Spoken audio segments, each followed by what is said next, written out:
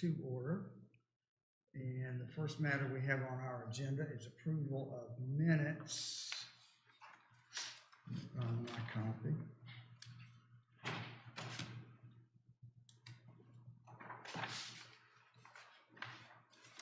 And these are the minutes from our Thursday, October 27th, 2022 meeting. And have all members of the board received a copy of the minutes? Yep. Yes. And does anyone have any corrections or mistakes to point out? Nope. I have one, Madam Clerk, on the first page, come down from where it says one variance to the second big paragraph in the end, which says the board findings will be based on substantial material and evidence. Put the word competent in there. It's competent evidence. Right.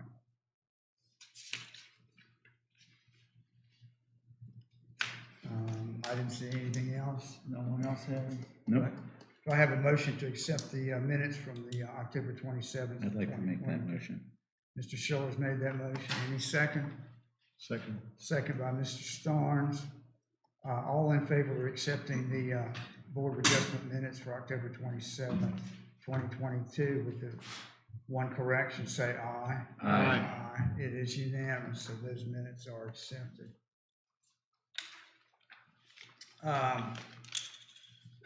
We do have at least one new member, but he's not here, so we can't swear him in. So we'll move on there. Our rules say that at the first meeting of each year, we'll elect a chairman and a vice chairman. This is the first meeting we've had in 2023. So we'll go ahead and do nominations for chairman at this time. Any nominations for chairman? I'd like to nominate you, E.B. Second. I was afraid you didn't do that. Unanimous. Yeah. Any more nominations?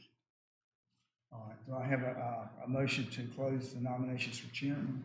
Make that motion. Mr. McGill's made that motion. A second? Second. Jeremy. Mr. Starnes seconded. All in favor of electing E.B. Springs as the chairman, say aye.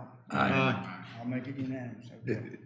Moving on, we need a vice chairman. Any nominations for vice chairman? The vice chairman would have to come from regular members, Yeah, regular members. which means Jerry Mr. Schiller. Stoller. Is Jerry regular? Mr. Schiller. or Let's Mr. Starnes. get, Have you been here long enough to be vice? yeah. He'd be a good one. I don't want the job, so. Yeah. I'll take it. I nominate Mr. Schiller to be vice chairman. Is there, What am I gonna there's a second. Do we have any other nominations for vice chairman? Okay, so we'll close those nominations. All in favor of electing Mr. Schiller as vice chairman, say aye. Aye. Aye. It is unanimous. We shall move on. I'm going to come down to other business. We had a workshop this past spring where some good folks from the UNC Institute of Government put on a presentation that was live on the screen here. They did a great job. I think we all learned some things. Back a few years ago, the North Carolina General Assembly overhauled the land use statutes. It used to be in section number 168. Now they call it 160D. They did make some changes, a few changes that affect us as a Board of Adjustment. And one thing is, 160A used to say that at the conclusion of a hearing, we shall reduce our decision into writing, and the chairman shall then sign the written decision and deliver it to the clerk. Now, they tweaked it a little bit at 160D, and they said now that the written decision, it must be approved by the board. So to fix that, I have put together a resolution which states, at the conclusion of a quasi judicial hearing held before the Blowing Rock Board of Adjustment, where the board has taken evidence and applied the law to the facts and made its decision, the board's decision shall be reduced to writing. A copy of the written decision shall be distributed individually to all board members who participated in the hearing and decision, and a written copy may be delivered by paper copy or by electronic mail. Participating members shall communicate individually to the board chairman if they approve of the accuracy and correctness of the written decision, and if all participating members communicate that they approve of the written decision, the chairman shall sign the written decision and deliver the decision to the clerk of the Board of Adjustment for filing.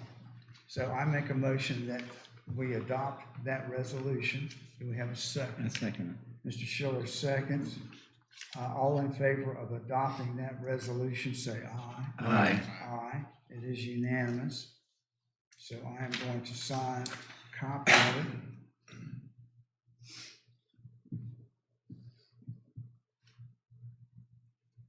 And dated August 24, 2023. And Ms. Taylor, I'm gonna have Mr. Walker slide that down to you. And so we have that resolution. And hereafter, when the decisions are written up, at the very end, I will add, this decision has been put into writing and has been approved by the participating members of the Board of Adjustment, and that will satisfy that one little tweak the General Assembly made in the new 160D.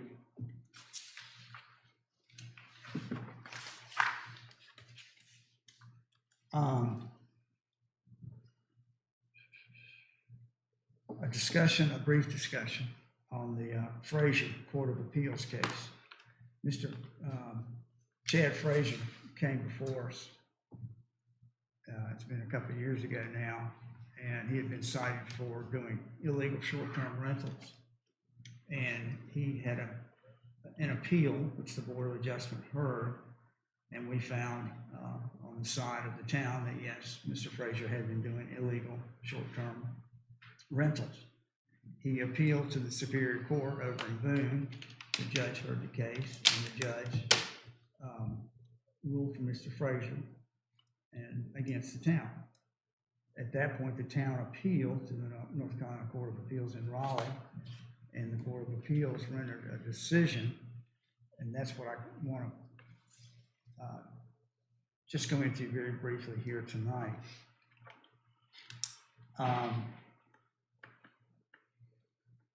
They noted, the Court of Appeals in the decision, they noted that from 1984 until 2019, the town of Blowing Rock had in its table of permissible uses a use entitled tourist homes and other temporary residences renting by the day or week.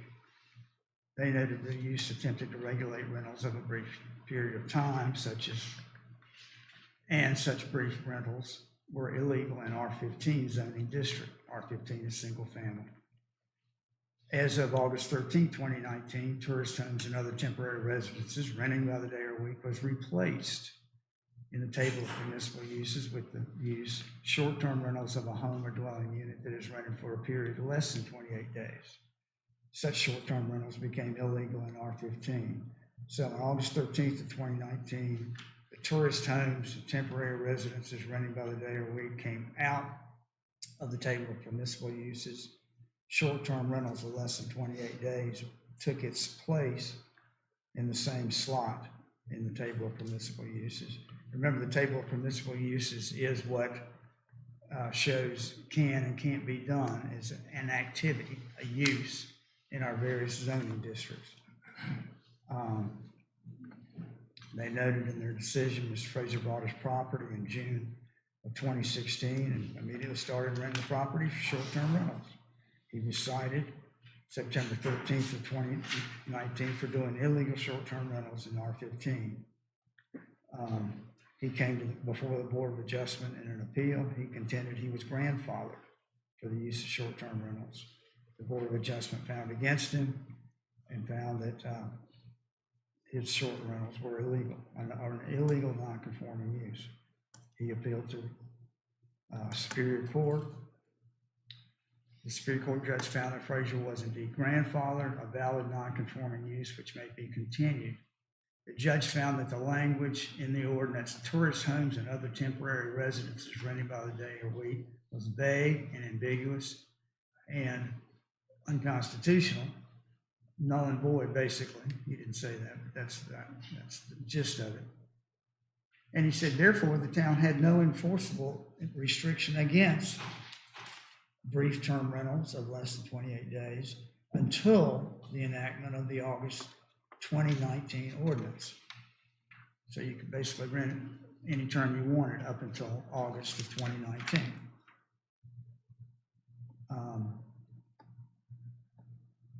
The judge also found that when Mr. Frazier was doing his short-term, less than 28-day rentals, weekend rentals, prior to August 19th, 2019, when the new law came in, he was laying the groundwork for his grandfathering of short-term rentals.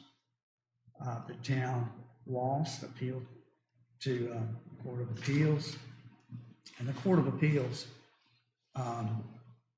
in their decision, said a number of times, cited many cases, that the free use of property is favored in our state. Zoning ordinances are in derogation of the right of private property, and where exemptions appear in favor of the property owner, they must be liberally construed in favor of such owner. Because zoning regulations are in derogation of common law rights, the right of property, and they noted that the right to private property and to use your private property the way you see fit is a strong right in North Carolina. And yes, zoning laws can be enacted for the public good, but they better be very carefully crafted and very, very clear. When there is ambiguity in a zoning regulation, there is a special rule of construction requiring that the ambiguous language be construed in favor of the free use of real property. Well-founded doubts as to the meaning of obscure provisions of a zoning ordinance should be resolved in favor of the free use of property, in favor of the property owner. In other words, the Court of Appeals has told us in that case, we can't find that a property owner's violated a town ordinance when the ordinance is so poorly worded as to be vague or ambiguous. The ordinance has to be clear in its wording and not require guessing as to the meaning.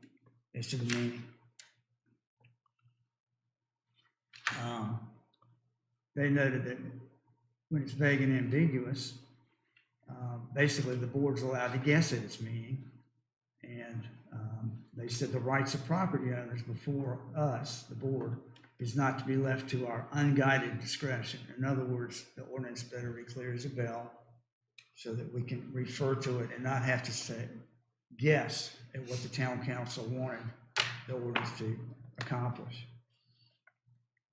The Court of Appeals also noted that there was great ambiguity because the town in the year 2000 had evidently tried to regulate rentals of less than 28 days, and they enacted a definition of short-term rentals of less than 28 days, but they failed to put it into the table of permissible uses, which gave it no action as a law, no teeth. So they passed the definition, and then they didn't put it into the ordinance, the table of permissible uses, which gave it no effect whatsoever. Tourist homes and other temporary residences rented by the day or week, it stayed in the table of permissible uses after 2000, right up to 2019. And the Court of Appeal says, having the town try to regulate less than 28 days over here, but not doing it correctly and not following through and putting it in the table of permissible uses and keeping tourist homes and other temporary residences rented by the day or week in the table of permissible uses, created ambiguity and left the rights of the landowners to the unguided discretion of the Board of Adjustment again. So basically the takeaway is our town ordinances concerning use of property and the uses you can and cannot do, they need to be quite clear and not leave us guessing. the definition, the ordinance 16-8.1 that defines what it requires to be grandfathered reads, non-conforming situations that were otherwise lawful on the effective date of this chapter may be continued. You couldn't get more vague and ambiguous than that. There's just nothing there. Nothing there. That's what's required to show your grandfather. So if you did one short-term rental 3 years before the law was enacted, is that enough to get you grandfathered? Who knows? Because there's not enough explanation and meat in the ordinance. And that's still there. That's still there. And this could come up over and over again until the town council finally rewrites what is required to be grandfathered in this town.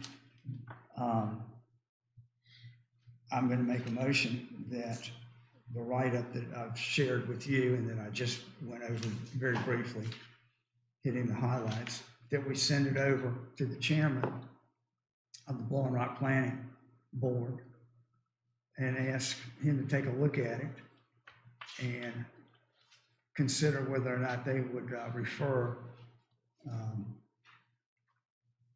something to the town council to get them to come up with a better ordinance, an ordinance that has some details in it, something that we can work with. Otherwise, pretty much whatever somebody comes in here and says in the way of grandfathering, well, I did that one time a month before the law, so I'm grandfathered. Well, we're going to have to accept that because we can't guess at what gets you there and what doesn't. We'd have to guess. It'd be left to our unguided discretion. So I make a motion that we send a copy of that write-up over to the chairman of the Blowing Rock Planning Board. Do I have a second? I'll second. Mr. Schiller seconds. All in favor of sending just a discussion, the write-up of this, to the Blowing Rock Planning Board? All in favor say aye. Aye. Aye, it's unanimous. Ms. Miller, would you see that the chairman of the planning board gets that, please? Thank you so much. All right. We have one application for a variance tonight.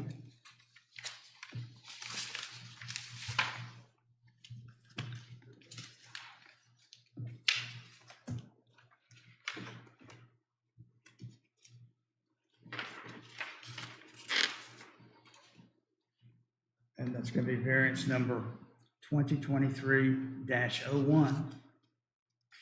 Again, it's our first hearing of 2023.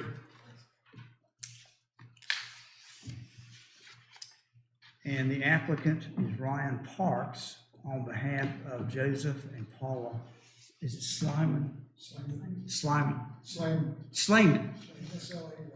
Okay, all right. And is this Mr. and Mrs. Slayman here? And is Ryan Parks here? Here's Ryan Parks. And the person keeping the minutes, the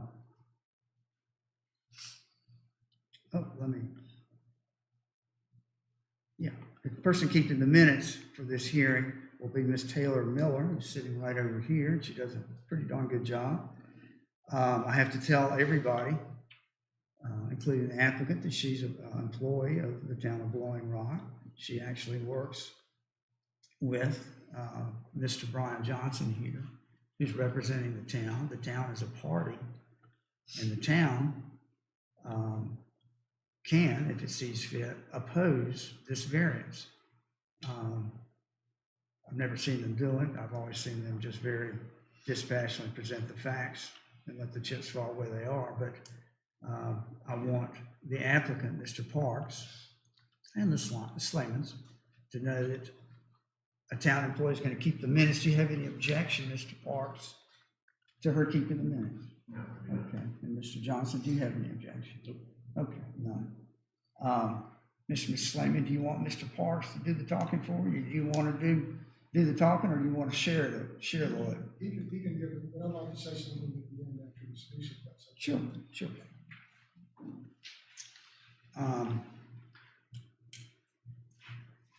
we have been told by the courts that we need to state what our standards and procedures are going to be for the hearing. And so, to satisfy them, let me say this. This hearing is a quasi-judicial hearing. It is conducted according to the rules and laws pertaining to quasi-judicial hearings. It will have all of the essential elements of a fair trial. Parties will have the opportunity to give evidence, cross-examine witnesses, inspect documents, and testimony shall be under oath. The board's findings will be based upon substantial, material, and competent evidence.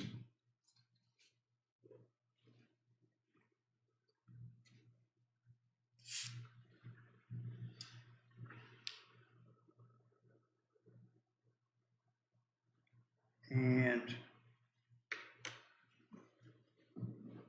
is there any board member here who has any bias before we even start this hearing towards the applicant, or any conflict of interest, such as an interest in this, a financial interest in this case, or your close relatives with the applicant?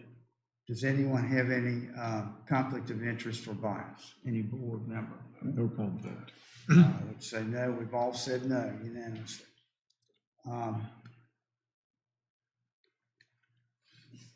And we are not allowed to discuss this case prior to the hearing. No ex parte conversations. Has anyone had an ex parte conversation outside of the start of this hearing on this case? No. No. Well, all members say no, they have not. We are allowed to go by, drive by, walk by the property in question, which is evidently 643 Bass Lake Drive. I know I drove by it and looked at it, kept on going. Has anyone else gone by it and looked at it? And Mr. McGee, you have not? I have not. Okay, everybody else has? And Mr. Walker has not. So I have, Mr. Schiller has, Mr. Starnes has gone by and looked at it. I didn't talk about it with anybody, and I assume you two have not. Okay, good.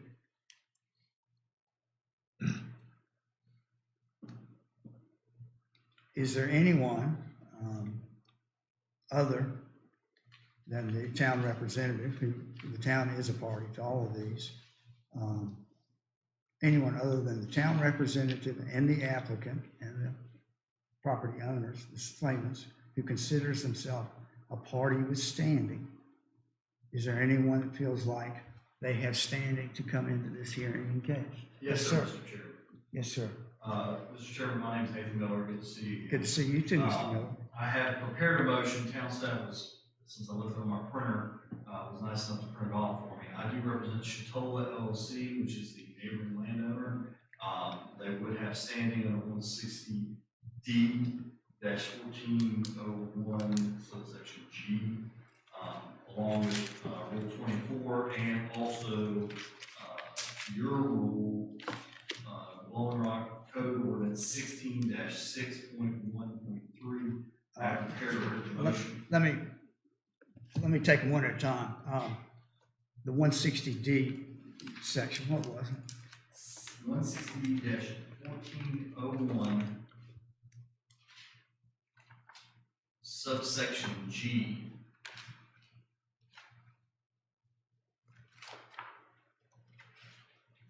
Bear with me. That's fine.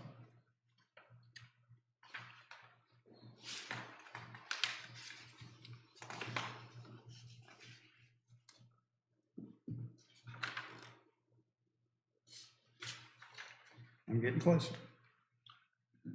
160D-1401.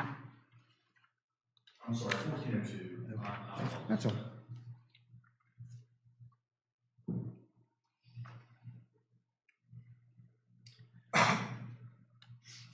Okay, so the list is the person saying they have standing would have to have one of these, and ownership in the property that's the subject of the decision. It would be C2. C2. Any other person who will suffer special damages as a result of the decision being appealed. Okay, And the intervention statute is G, subsection G of that, which is under subsection G2, allows us under the subsection you just read, and make it as confusing as possible. And you were good enough to mention that there's a town ordinance Yes, for sir. standing. What was that one? It is 16-6.1.3. And it's not as,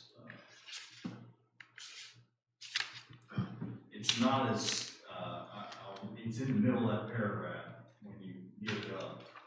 I've quoted it here in this written motion, if you wish to have it slightly easier. It's in the middle of that paragraph. It says, all parties withstanding must be allowed to participate fully in an evidentiary hearing, including presenting evidence, cross-examining witness, subjecting evidence, and making legal arguments. You're at 16-6. What was the rest of it? Point 1.3.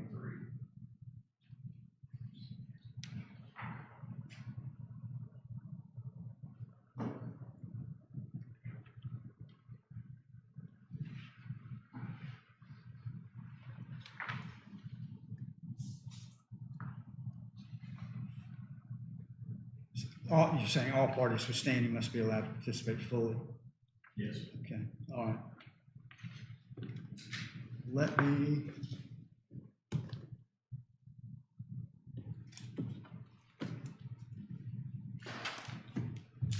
go to, if I can find it.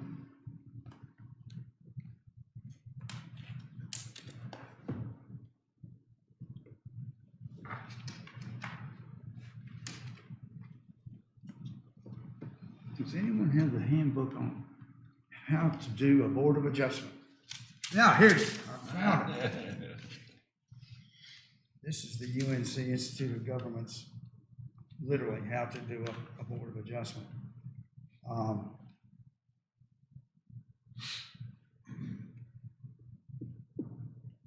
And they state the list of ways someone can come in and have standing. And Mr. Miller, you're saying it's because your client may suffer special damages if this hearing doesn't go the proper way? Yes, Your Honor, but Okay, the setback that is being asked to be shortened is directly adjacent to their property. I laid that out in the motion to intervene, obviously, if you wanted your evidence of more than the motion, I will present my client to testify in regards to that.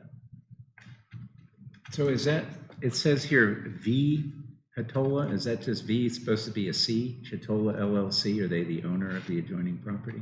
I don't know what to look at, sir. It has a V there where we were anticipating with a C. Yes, sir, it's a C.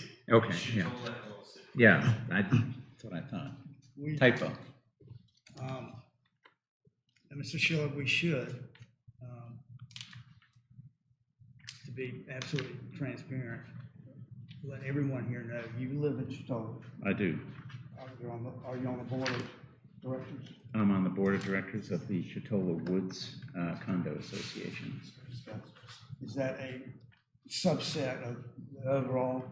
Yeah, there's Chatola Woods, there are 229 condos and 41 buildings, and then there's 6 or 7 buildings that are timeshares. That's called Chatola Lakes, and then the rest is resort property. Okay. This is off the resort, sir. Yeah, this is a separate property from. But you do live at Chatola. Yeah, Let I me do. ask Mr. Parks and the Slamans, do you have any objection to Mr. Schiller continuing to participate? No, none whatsoever. Okay, all right. If I may Let's go. pass out a motion. Yeah, that'd be fine, and then if you would, please, go ahead and give us some testimony. Thank you. Thanks, sir.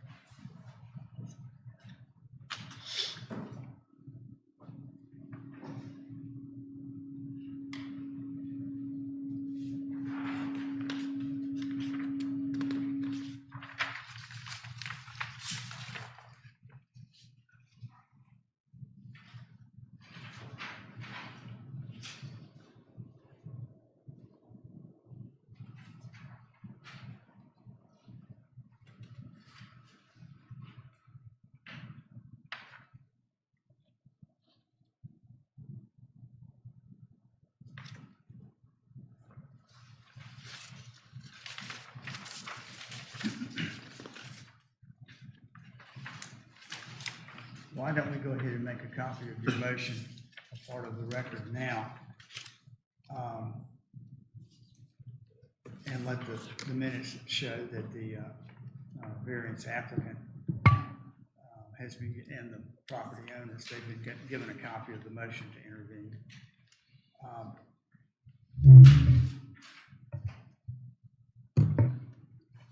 Let's go ahead and make a copy of this part of the record.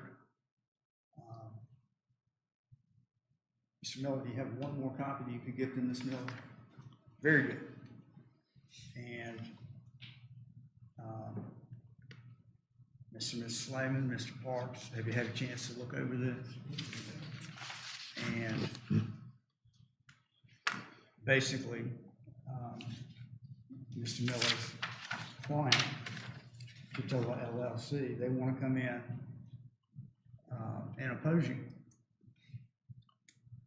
And at some point, we're going to rule whether they can be allowed to come in or not. At this point in the process, do you object to them coming in to oppose you? I know that's a pretty absurd question, but I'm going to ask you. Do This is you? America, and I do, come to places, have no issue. Mr. Park, you're the actual applicant. I am.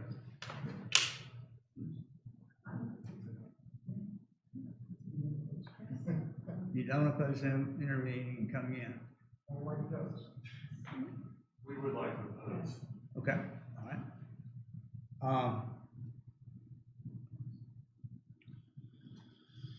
Mr. Miller, if you would, go ahead and since your basis is that your client will suffer special damages, just briefly speak to that if you would. Sure. So, if you look at the applicant packet, you will see a plat of which you can see where Chitola is spelled. I probably can't pronounce it. That is my client's property.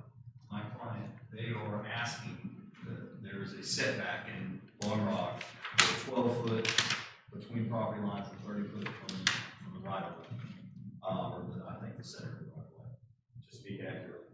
My client's home is directly adjacent. Therefore, any variance has a structure coming closer to them. Did you say your client's home? Home, yes, sir. Now, is your client Chitola or? My client, they are the members of Chitola LLC. Can I speak to that just a second? I made a limited, my wife and I built this house in 1967. And shortly thereafter, we formed an LLC for our family.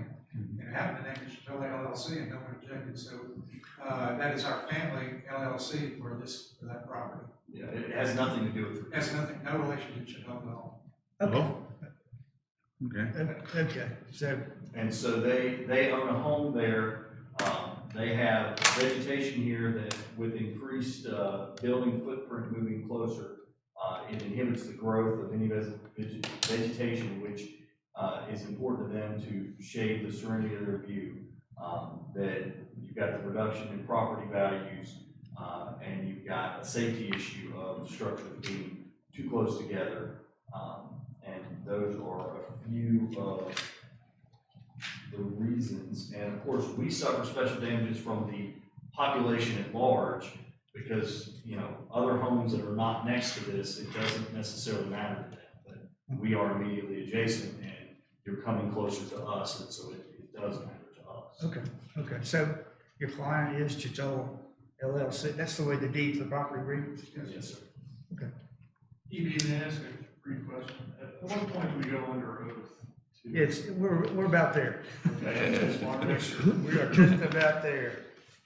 In fact, let's go ahead and swear everybody, Madam Clerk, that intends to testify.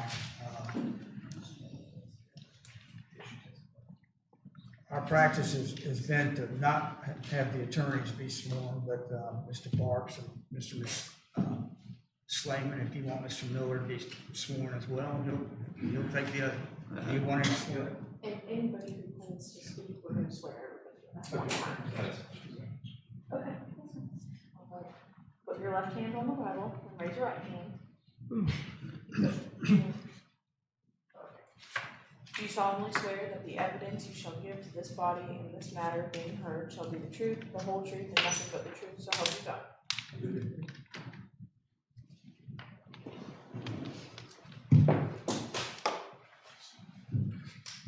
And, So if the board does not find, just on the basis of the motion, in which is hear testimony from Mr. Little, who's the principal of Chitola LLC, of course, I would take him to the court and begin asking questions about special damages on his right hand. well, you've laid it out pretty well.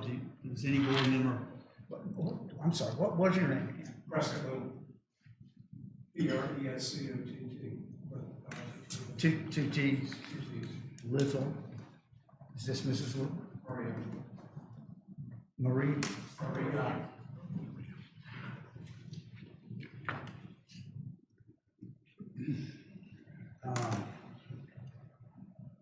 We've heard Mr. Miller kind of summarize it. Does anyone want Mr. and Mrs. Little to flesh it out anymore?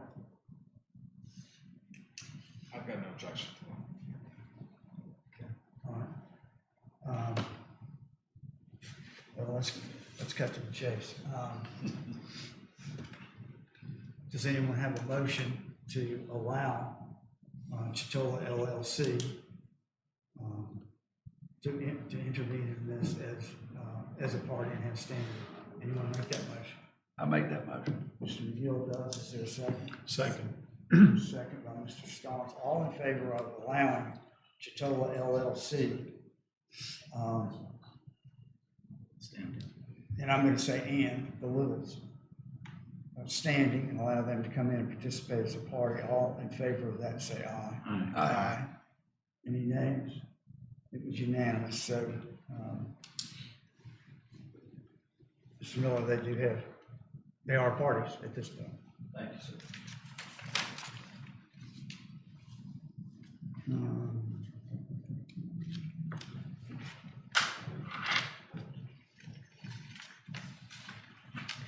So many pages.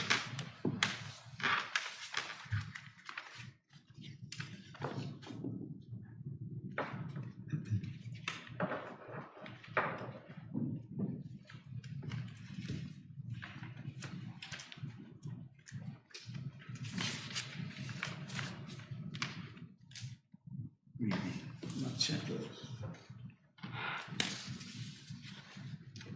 That's somewhere in there.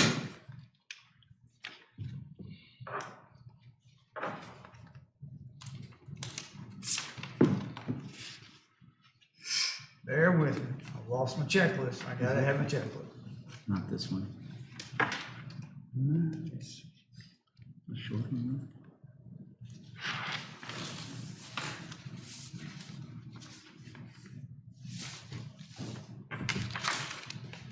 Here we go. There we go.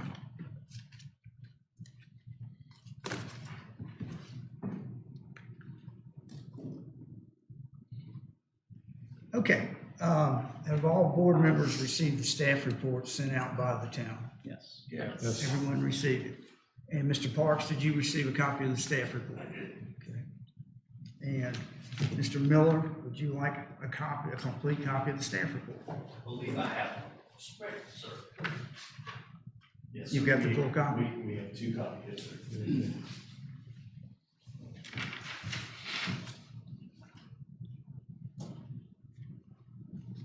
Okay, at this point, it's been our practice to have the town present what's going on and what the applicant wants to do. We'll move to Mr. Brian Johnson, the interim planning director for that.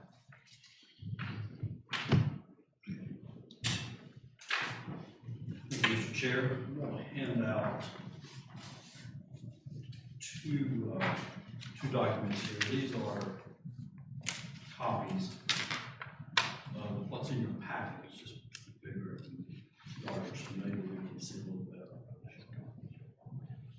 Just take one of each. Yes, sir. Pass it out. Sometimes things get slow with the computer. Blow line up, but it's good to have a paper piece.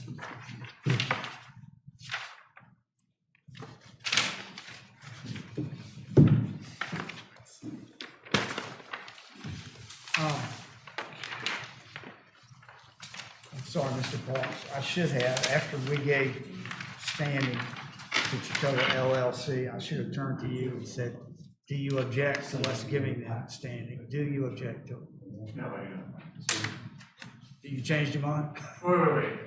We gave them standing. Yes. We're gonna let them come in and oppose you. Do you object to our decision to give them standing as a party? I think they're. So, yes, we should continue on with them being part of this. Okay, so in the minutes, it's gonna reflect that we gave them standing and you have objected to it. Okay, let's see. What's this going this way? Did you lose your copy? Lost your chain of thought.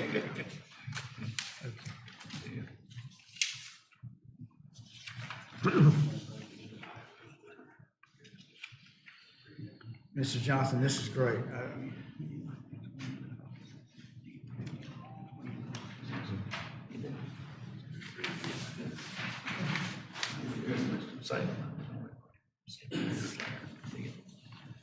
Did you have opposition? In April? Yeah.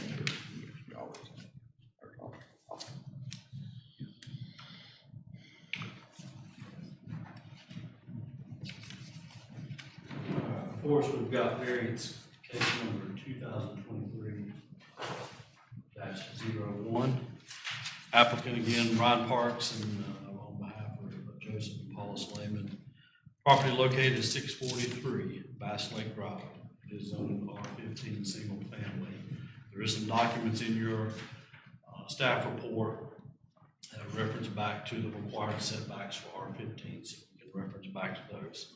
And I can pull things up on the screen if we need to as well.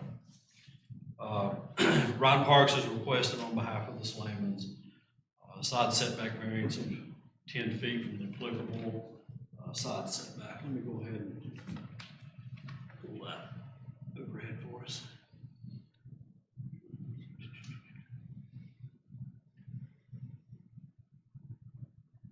I think this one seems to give us the best Yeah, that looks look. good. So we'll roll with this one for the time being. We can go back and forth.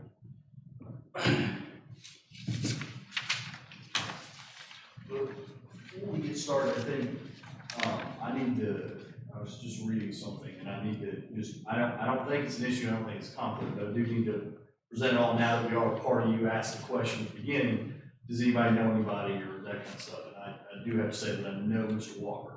And I've represented him on real estate matters in the past.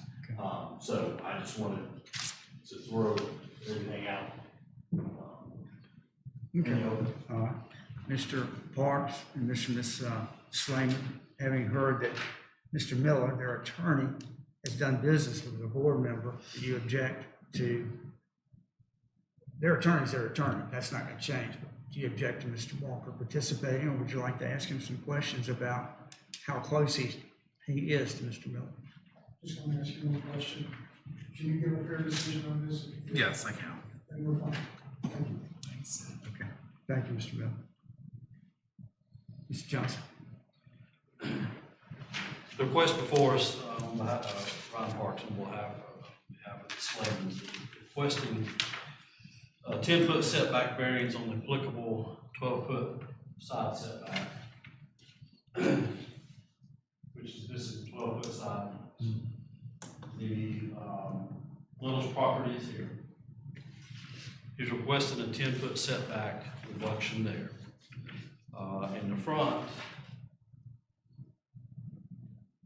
this is the property edge and right of way. There's a 30-foot street setback there. We're requesting a 7-foot reduction there. I'm going to pull up also the setback lines so we can reference those.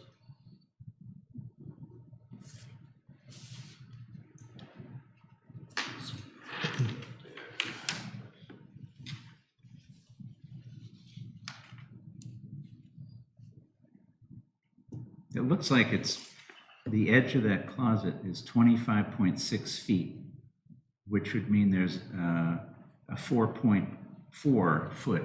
Yeah, let me get to that here in just a moment. So the two setbacks is the requested 10 foot on the side setback and the requested 7 here. The request is for a 14 foot by 10 foot closet, which you see the footprint here. This will be the new part. There is an existing retaining wall that sits there, and you can see those in the photos in the packets. The proposal is to construct a closet on top of that. If you look down in the background section, there is a discrepancy here. This is a staff typo. It come to staff's attention when Mr. Schleman submitted the information that he didn't account for the eaves in the front of the house. So the number you're referring to and you see in the packet is 4 point whatever feet there. And to account for the eaves, he would need the 7 feet to account for that. Okay. You base your decision on 7 feet. The 5 feet is, they could construct to 5 feet if they had to. But there is a discrepancy there, and in full disclosure, this come to our attention probably a week or so ago. After I looked at it, realized that the front eave hadn't been taken into account for that. That's why we need big plans. So So they're if you- asking for 7.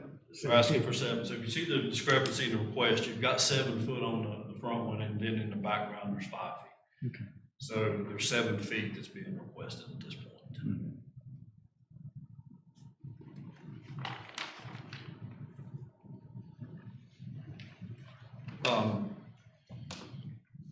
As you can see in the side setback now, there is multiple parts of the house that's already existed in the setback as we speak. There's some small parts right here that's in the setback. This is the setback line here. The retaining wall is existing and has been in the setback as well, existing. Those are obviously not conforming, they can continue, there's no issues, but obviously anything new is subject to the current setbacks. Any questions on the site plan or the request? I think we're probably gonna have some questions, but let's go ahead and let the applicant ask you any questions they have. Any questions of Mr. Johnson? Not at this time. Okay. Mr. Miller? I have a few, yes, sir. Mr. Johnson, when you have setbacks and a variance, you would have, the variance would be recorded in the register of deeds, right? That's correct. Did you review the register of deeds to see if this walkway and the retaining wall as built is been given a variance? No, sir. Do you know how long the town of Little Rock has had this 12-foot setback from the property line? I don't know the exact date, but, from the probably inception of the ordinance. So, When he asked if you checked it. no, not The record. for that, no. Okay. You said no, but I wasn't sure. And the inception of the ordinance was like 1984, 85. So, it's presently in violation, isn't it? The question would be was when the retaining wall would have been built, prior or to after the ordinance. Our understanding is that we would need to find out when the house was built or the retaining wall was built to make sure it was a non-conforming situation. Okay. Is the tax office incorrect in saying that the house was built in 2003? Yeah. I don't know that, sir. And so they're asking for, do you say a 7-foot variance from the road? This is the property line. There's a 50-foot right of way on this, which is here is where the 30 is measured from. The measurement here was to the corner of the house.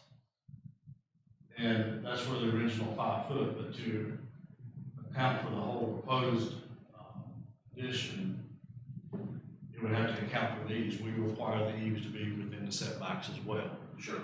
So there's a couple of feet of eave that was proposed there that wasn't accounted for on this. So that's where the 7 foot comes from. Okay, that's what 7 foot comes from, so that would be 23 feet from the front property line, right? Correct.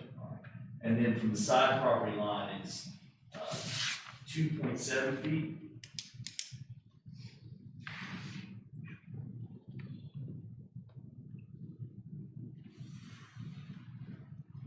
That's correct.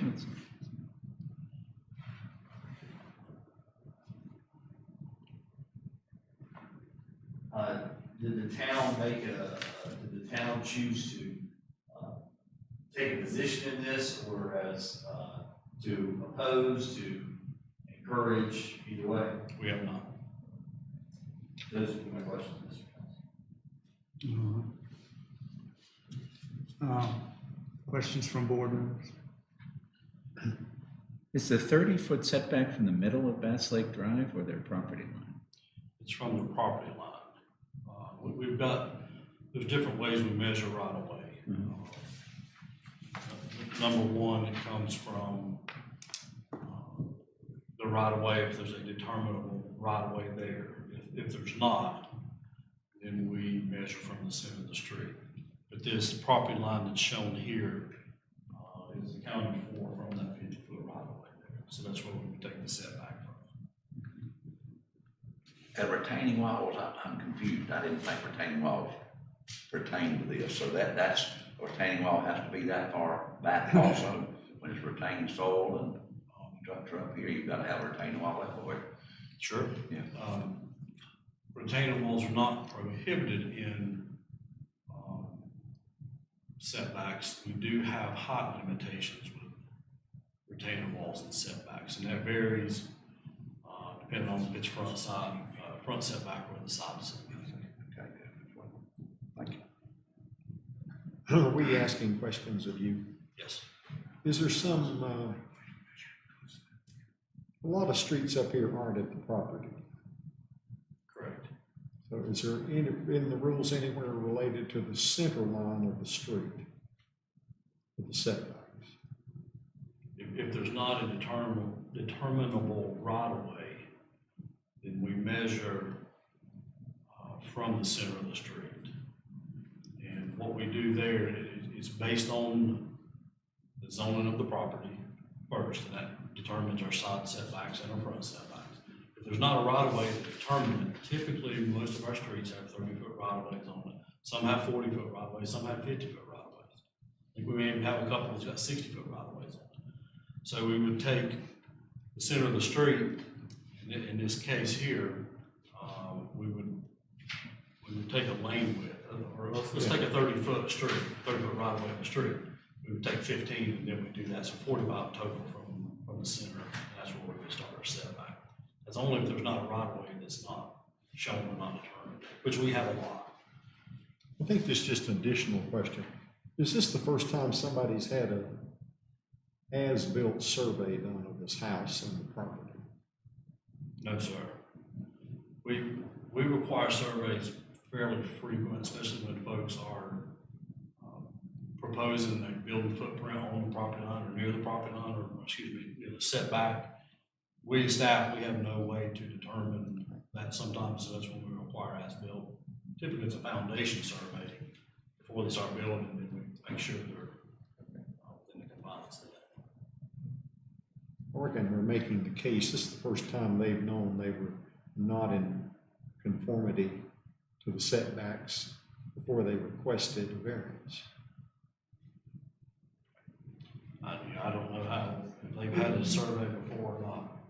Well, just let me say that there was a house that pre-existed the house that we have now. This house was built on top of that house. It was taken down and they used the structure that was there. And so we didn't know, we came in 2005, we bought the house. We never built any of this We didn't structure. build it, so. It was approved and It permitted. was approved and permitted by the city, and we bought what was approved and permitted. That's the end of my question. So I'm sorry, Jerry, what did you say? that's the end of that question. I have a few. First of all,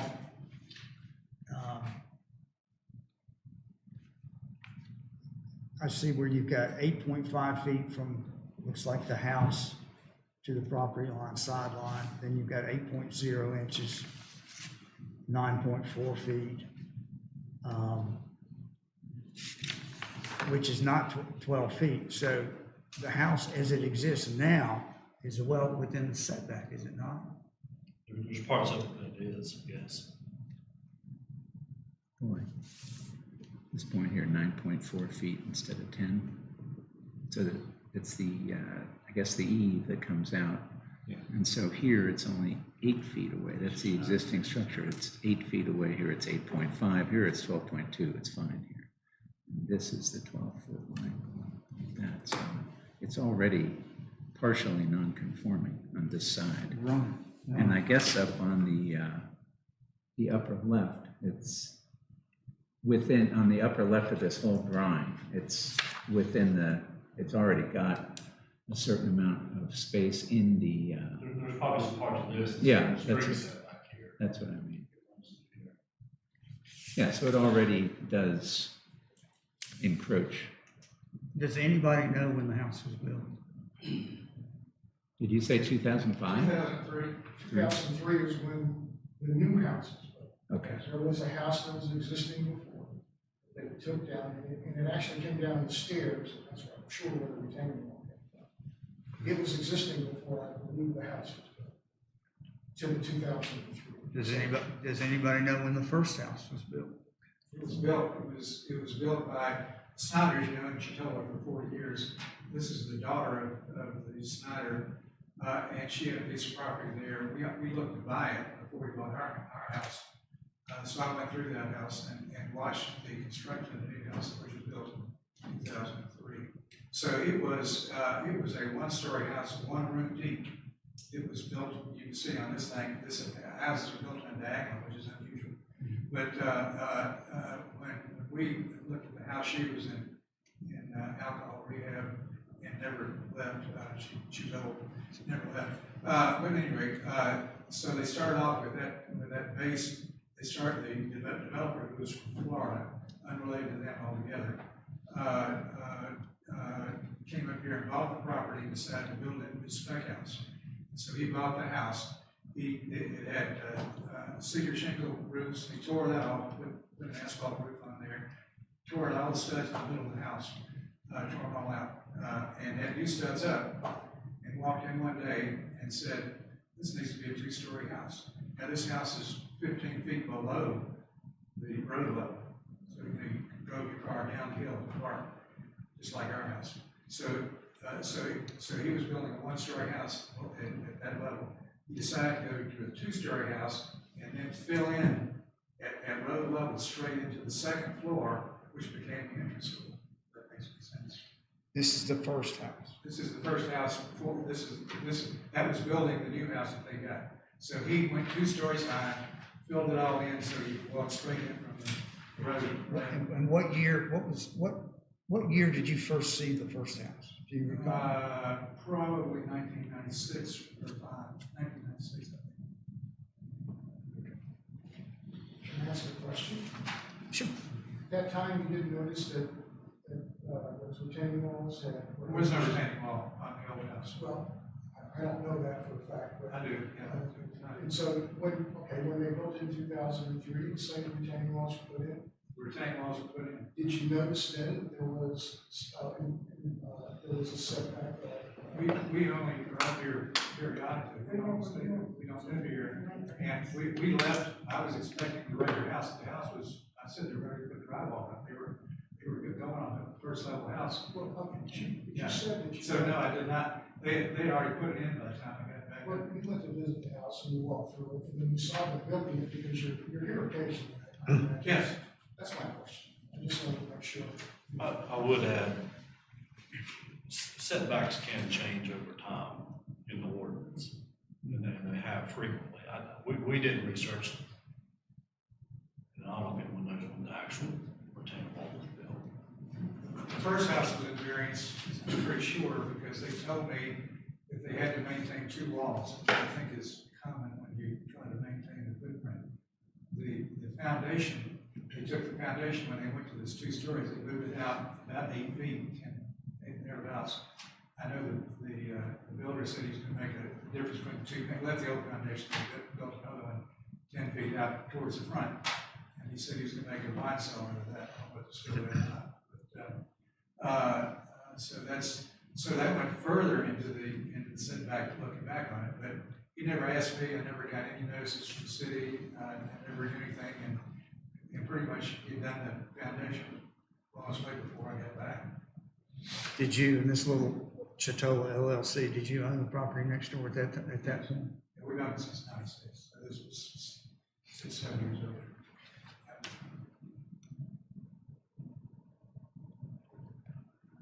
Any more questions to Mr. Johnson from any board member? Any more questions to Mr. Johnson from anybody? No.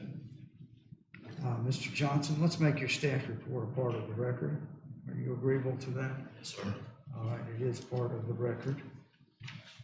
Let me ask you a few more questions.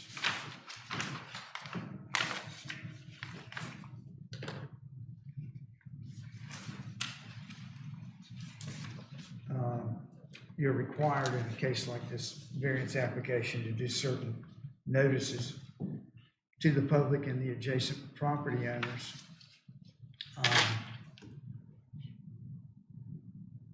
Did you give notice to the adjacent property owners of the application? Yes, sir. We sent notice to 11 property owners.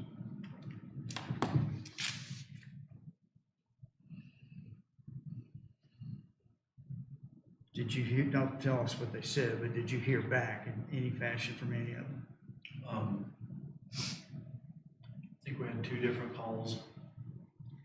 I think from neighbors down below, just inquiring about the variance. Okay, all right, but not necessarily people you sent the letter to.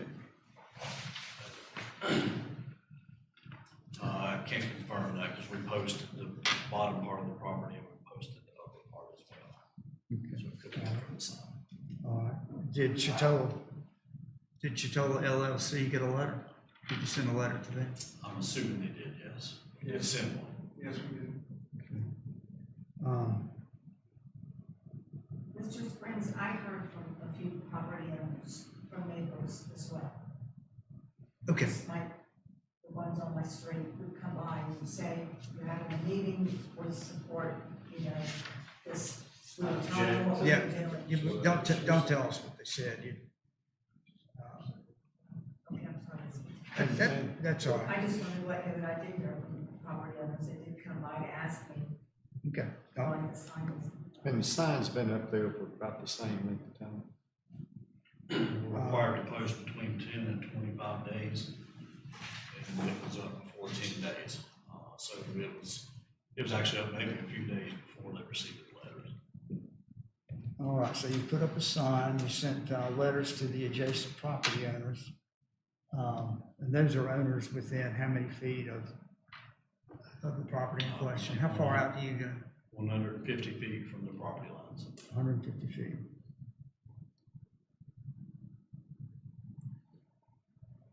You put out the sign. Did you do any newspaper notices? We did run the public notice in the local newspaper. You did. We did, yes, sir.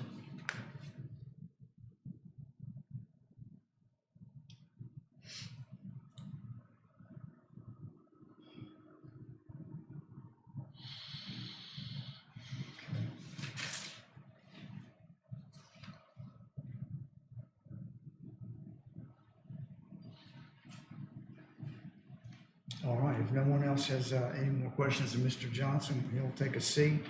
And Mr. Park will hear from you and the Slaymans if they want to Sure. speak. So the purpose of this, Come on up if you can.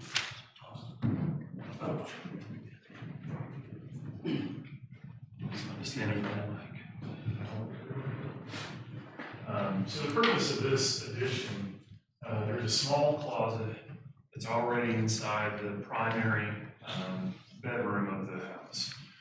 So you walk in, you go through a bathroom area and into what I would consider to be a relatively small area to put your clothes up. And in this particular case, The Slamans have relatives that come, they stay in the house. You know, the house is spread out, so there is some travel that has to occur. What they would like to do is expand that closet outward so that they can have guests, especially your mother in particular, to stay on the main level. Eliminates the use of the stairs, really travel between certain areas, things of that nature. This will also allow them to, in their summer months while they're here, utilize that space for, you know, their personal belongings, and really along those lines. What we have is the retaining wall, as you see there, is been in existence for some time, as we've now discussed, is a load-bearing wall. So it acts as an actual part of the structure for what we're proposing here. The wall's been there for a period of time. We will have to excavate out a very small area to get out filled dirt and also to identify any utilities that do run through that space. Typical construction, we'll call 811 and have them map that out for us. The roof line, rock work, and also the facade of the house will remain very similar. It'll have a skirt wall of the same rock type to kind of match exactly with what's going on with the house. The cedar lap siding will go up, and then the hip roof itself will match a similar design to what we already have on the house. Not really changing the aesthetic, just extending it outward to where it presents forward. So right here, we will land just a little bit to the inside of the edge of the retaining wall. Not really trying to let the eave go out past that wall forward toward the road, but we would have a 16-inch overhang that does wrap that perimeter and follow the ground. The house typically has 2-foot eaves on it, and if we need to, we can back that down depending on how this meeting would go. We would like to maintain the overall aesthetic of the house, so the intention of all this is to replicate what we're already seeing, you know, on the home. At the time, I met the Slamans, and my business partner met the Slamans. This was the primary reason that we were going to do this work together. We have since done some other additional details in the home, but really this is the primary addition that we were looking to achieve. Upon meeting with Brian, we realized that there were some setback issues and then some lines would need to be defined. And at that time, we involved Stern, I'm drawing a blank on his first name, but anyways, to come out and do the survey and plat out the house so that we would have accurate information for this meeting. Beyond that, really what we're looking to do is just achieve this utilizing what was already a resource to us, which made sense, which was the retaining wall and the space, making it to where we would just extend that outward. You know, just a visual point from where we are at this corner in particular. You know, the line runs here, and there's a driveway that circles here. The other house sits some distance off to the side. However, I don't know those distances offhand. So in terms of the foliage between the two, you almost visually cannot see from this side here. We were also trying to make it to where a window would go into this space so that someone from the street side would be able to look into the Slamans, you know, personal space, and that's really where the design came from. Relatively basic addition moving outward, that added space that's much needed for the home. I know the board's gonna have some questions for you, but let's see if Mr. Miller has any questions for us. Yes, sir. You said your name's Ryan Parks. That's correct. And how are you related to the applicant? I am happy. You're saying the homeowner of the Slamans. Yeah, if you're not related to them or the trust that owns the house. No, I'm not related to them. They came through recommendation of another client. We met each other. Are you an attorney? I'm not. So what are you? I'm a licensed general contractor. And so you were hired by them to come in and make some changes in their home? That's correct. And what's your firm? Peregrine Custom is the name of our company. And this is how big of a house? You want to know the total square footage of that is? Yes, sir. I do not have that information offhand. It's about 6,000. I would say that the house is roughly 6,000 square feet. If the tax office has it pegged at 6,302 square feet, would you say that's probably right? I would say that is, yes, I would say that is pretty good. And is it 2 levels? It is 2 levels, yes. Is there an elevator in it? There is an elevator. Okay. And how many bedrooms is it?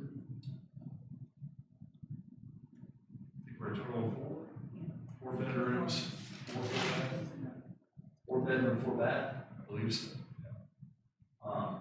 And I assume, the building code, all the bedrooms have closets? Yes, I believe so.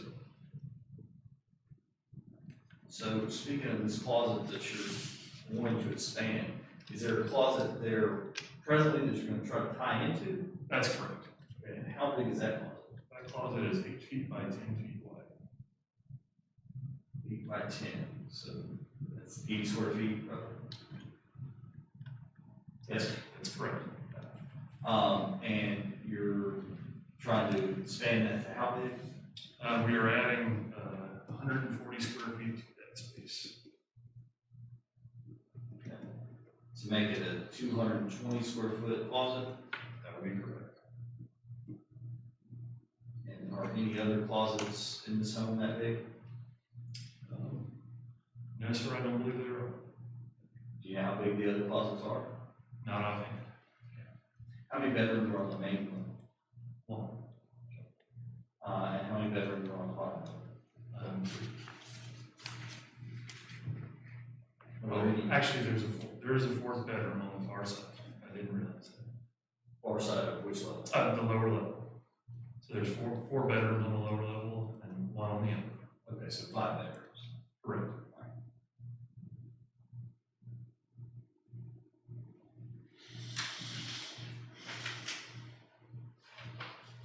And, is there any, you said there's an elevator in the home, is it accessible, throughout the home, or are there stairs somewhere that make it inaccessible? It would be accessible throughout the home. And then, you talked about this retaining wall, you know how big the retaining wall is from the ground? Overall height, Yes. 12 feet at its highest point, I believe. So it's 12 feet at its highest point, have you seen any engineering for the retaining wall when it was permitted? I do not. So you don't know if it was engineered or not, correct? I do not.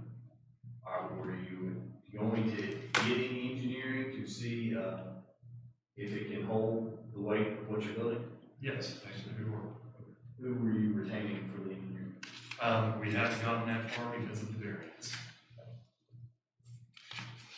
This foliage that you are talking about, that foliage is almost exclusively on the Chatola LLC's property, right? Except for that comes over onto the other properties. What do you mean, except for which? The foliage. All right, so the branches that extend over. Yeah. But really between the encroached area right there, there's not a lot of foliage, is there? Not in this area right here. No, sir.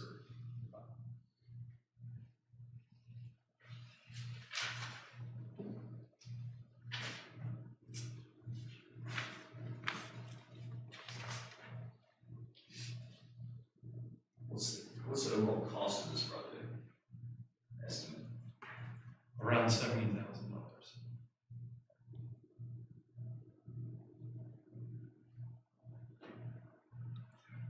Those would be my questions. All right. I've got some questions, but I'll wait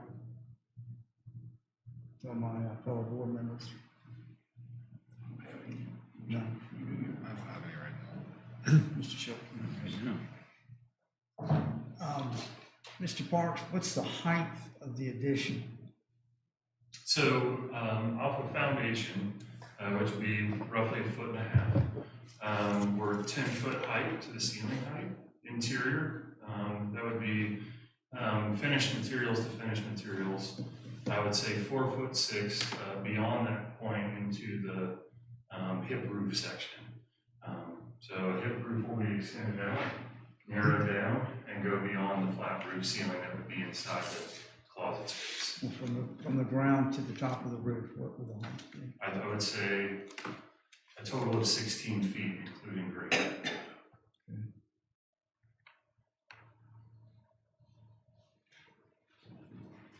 I was gonna ask Mr. Johnson this, but you've got the picture there. If the closet is built, is the distance from the right-of-way going to be that 25.6 feet there? No, sir, you'll remove the width of the eave from the 25.6. So I think you said it's 16 inches, maybe a little bit more depending on the angle there. It is, yeah, the way it would pitch in that direction would extend a little. So I'm sorry I didn't get this earlier. So if built, if the addition's built, taking the overhang we were talking about and so forth, what's the distance gonna be to the right-of-way?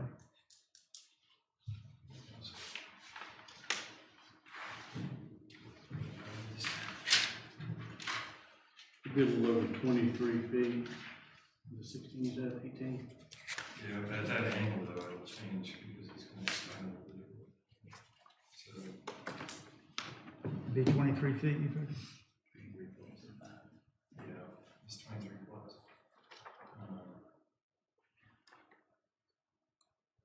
Looks like you're around 23 feet, 9 inches, 8, 9 inches. So this is 2 feet of overhang and the gutter added to it. Correct. Okay, so from the overhang, the outer part of the addition to the right-of-way would be 23 feet and some inches?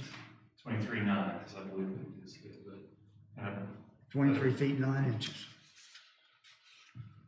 And on the side, taking the overhang, what's the distance going to be to the lot line on the side there?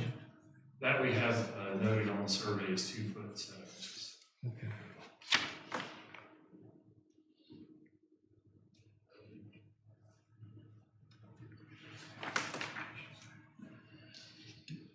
In the existing house, right below where the proposed addition is shown, what is there now? Is that bathroom, bedroom wall? What's there? You're talking about the shear wall that we would be extending out front. Is that, am I hearing I wish I had a point. You see where it says proposed addition? you? Right here. The bottom wall, right there. What's The closet, the existing closet sits just within that, 8 feet by 10 feet right here. okay? Can I scroll down to another photo real quick? Yeah, that might be helpful. So he's got this here. You can already explain that one. So within this is the 8 foot by 10 foot. This dividing line here would be the wall that we would be taking down to extend the closet outward. Okay, can you go back to the last one?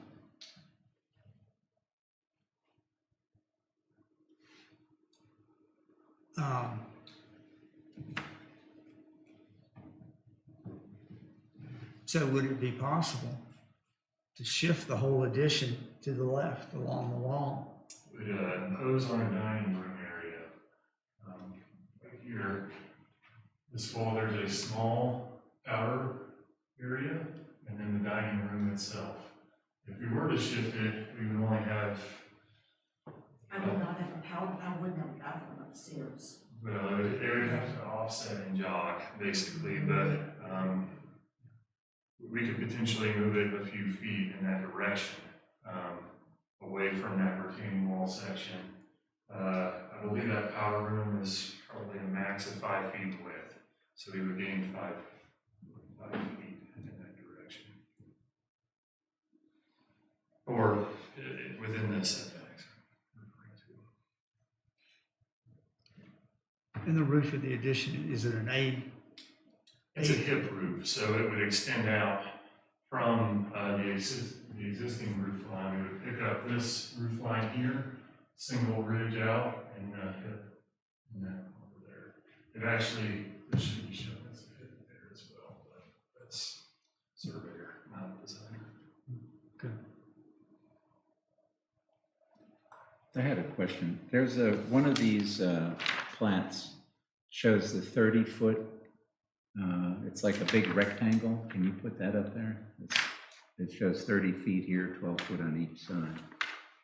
So in the upper right of that rectangle, that would all be allowable. That's within the 30 foot and the 12 foot, but it would be a triangle, and it sounds like it's going to interrupt the current usage on the left side of that current room.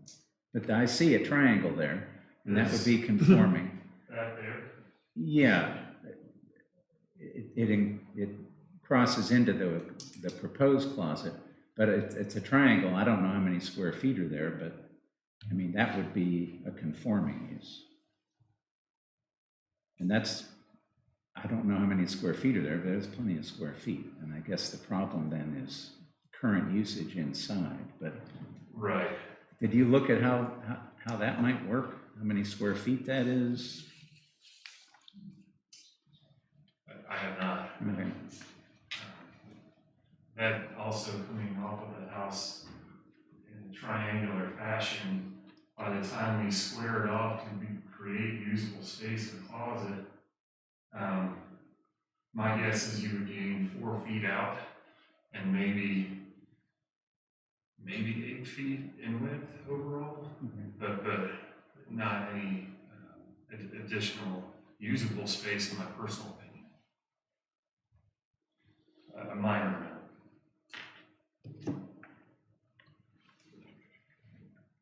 Any more questions of Mr. Porter?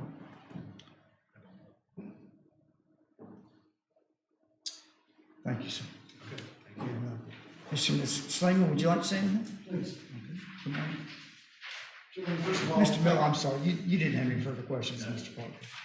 thank you very much. You are volunteers, and I appreciate you taking your time and living to handle this. Look, I've been a resident of Chitola, the city park, for 18 years. We were very fortunate that my kids happened to be at the time, 12 was my oldest, and they all grew up there. They loved the house. They love their grandmother also. She's the last remaining grandparent they have. I have 3 boys. She's 88 years old. She cannot go downstairs. The only bedroom that would work for her is that 6 large steps going down. Yes, we have an elevator, but she could not navigate those steps. She has a wheelchair and a walker. She's in good health. Her family is typically going to live till 97, 98. I love her. She's one of my favorite people in the world, and my sons love her. Mr. Slayman, I got to interrupt you there because we've got a problem, and that is that we can't grant a variance for a personal reason. I understand. I'm just Like giving you that. the background, Mr. Stevens. In fact, my little how-to book specifically says bringing an elderly parent to live with the family, for example, is a change in personal circumstance, not a condition peculiar to the property. So you got to speak to the real estate. And I She just, doesn't live with us. She doesn't live with us, she just comes to visit. I understand, but we have to make our ruling on the real estate and Absolutely. not on personal things like that. I'd just like to give you a little background if I could. On that road that comes down to our house, even though it's owned by the city, it never gets any maintenance. I've hired 3 different times, I've hired a group of people to come and fix the potholes on that road. If you've driven by my house, you've seen how meticulous I am about the garden that's out front, because I take pride in what I do, everything. This is a citizen board. It makes a decision based on the facts. And if the facts are that you don't think we should have it, then don't give it to us. But this existed, the setback restrictions or violations or whatever they were, existed before we bought the house. Mr. Little had a chance to do something about it in 2003, 5, whenever it was. He chose not to. There is heavy vegetation on his side. I would appreciate it if you look at it from the point of view of however you're going to look at it, and from a citizen board and make that decision. And whatever decision you make, we'll live by. It's something that we would dearly love to have, and it's in your hands. So thank you very much for taking your time. If you have any questions, I'll be happy to answer. Yes, Mr. Morton. You have any Yes, questions? sir. Do you know, is it fair to say, based on this plat, that your property size is 150 feet by, I don't know, I can't read, but it's a little small even for me, 114 feet maybe? You think that survey's right? I assume you hired, Mr. Sherman? That's my brother, yes. Okay, all right.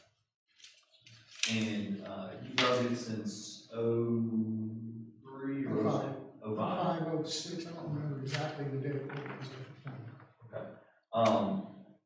In that, since you've owned it, I understand that you all didn't have the house built and you didn't have the retaining wall installed, right? Right. That cement walkway, the stairs there, did y'all have that, built? No, there was one there before, we just fixed it. It existed before we moved in. We just, it Steps washed were out. cracking. Steps were cracking and it was dangerous, and so we just replaced it. Okay, and how do you replace it? Is it just blocks that you placed? Is it a concrete structure? I mean, I don't know. You know, it's stone wall, it's stone It floors. was slate. Slate It was floors pieces or of slate, stone. some were cracked. We just, yeah, we replaced, we took the broken steps out and we just replaced it. We didn't add anything that wasn't existing before. And I think there's some pictures in there and that. That's it. There's a concrete base and that was slate over it, and some of it was cracked, and we just replaced them. You know, just for the sake, for precaution and safety, we replaced all that. Okay, so I'm just trying to figure out what you replaced. Just the top slate, or did you pour a new concrete foundation for the stairs? I don't know if it's poured or not. It's been 12, 13 years since we've done it, so I don't remember. Okay, But we did something that was for safety reasons. sure. I'm pretty meticulous about stuff, so. Did you do it, or did you have somebody do it? I didn't do it, I had a contractor at the time do it. Do you know if they pulled a permit? I have no idea. Kramer, before home builders, did the first remodel on the house. And because it needed to be remodeled. And so, you know, he was probably right. So when you say did the first remodel, have you remodeled it since you owned it? Yeah, we remodeled the inside. You know, when I say remodeled it, we changed Bedrooms and that. bedrooms and stuff, you know, updated it. And the shower.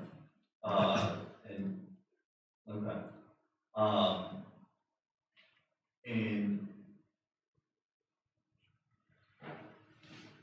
what is your unnecessary hardship that would result from the strict application of the regulation?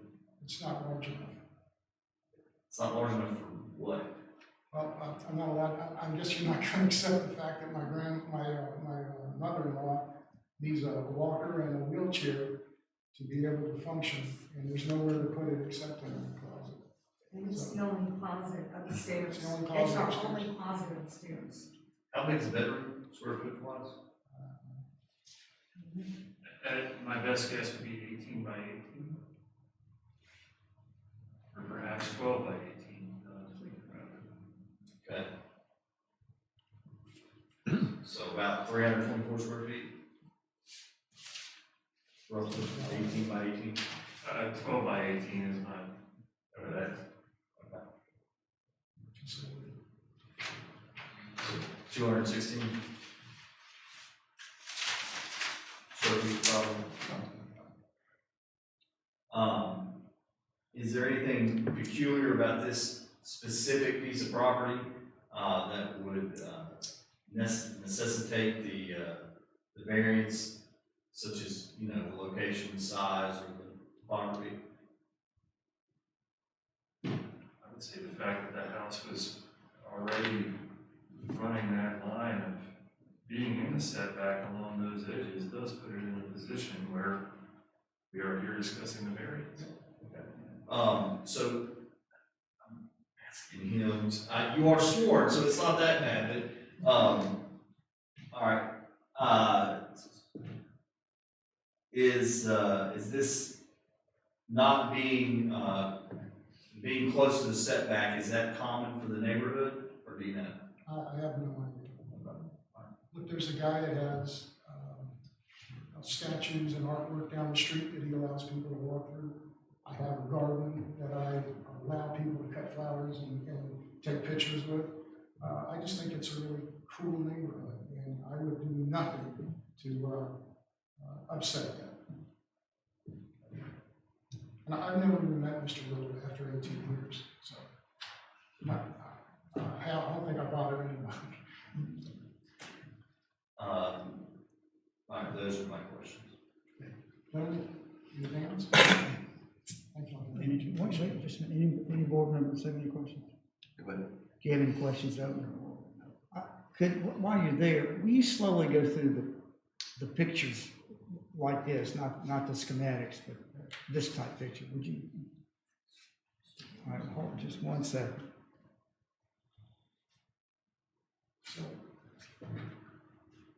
So where that little light, the little window is our existing closet, and that's where we wanted to come out. So right here, the reason why it was set here is because it's a perfect fit for here. Anything else other than that would be intrusive to the house and the yard. It would look odd. I mean, you want to try to keep it as symmetrical as possible. And if you'll notice, it follows this line here. I don't know how it affects anyone because it's already existing. All right, could you go to the next picture, Mr. Johnson? That's the steps going down.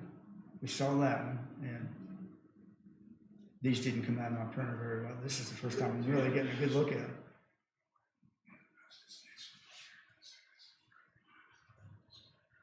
So this is the walkway into the house.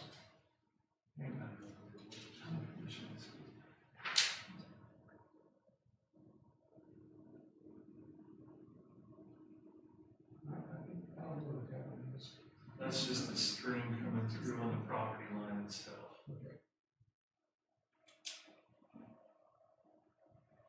Those are the hemlocks.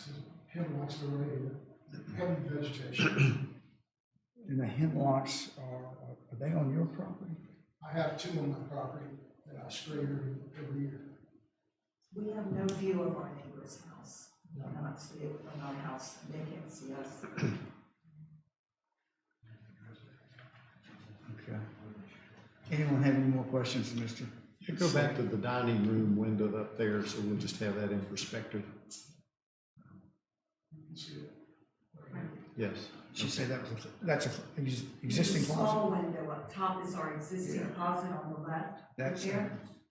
And that's where it's between that top window and the dining room, there's a powder There's a room. bathroom right here. Yeah, there's our bathroom It's right upstairs. there, actually. So the big window is a dining room window? This is the dining room window.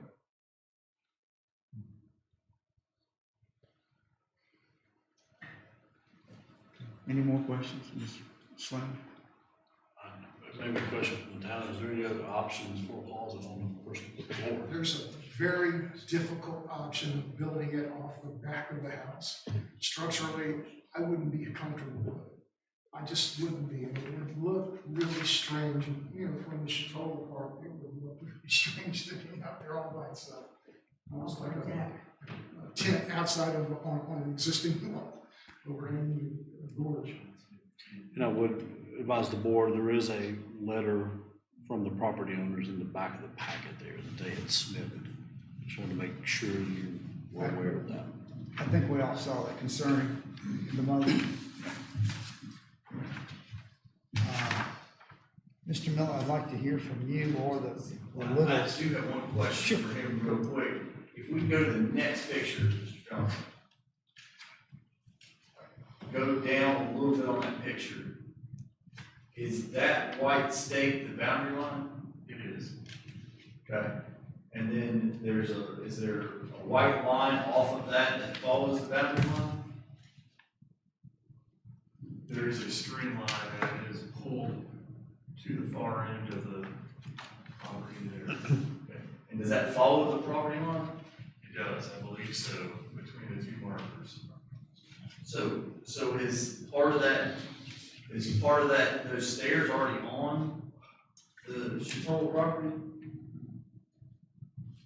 Curves, According to the survey, it does not, but according to what we're seeing on that string, there is, it's a little piece of this wall. it would just be a very small. Curves right here. I'll remove it if anybody needs me to remove it. And, This is for safety. and do you know who put that string and those, pipes in there? I tied that string, yes, Okay. But did you put the pipe in there? the surveyor. Those were the questions. I'm starting to say, Mr. Miller, I sure would like to hear from you and the Littles, on special damages, but let's take a 10-minute break first.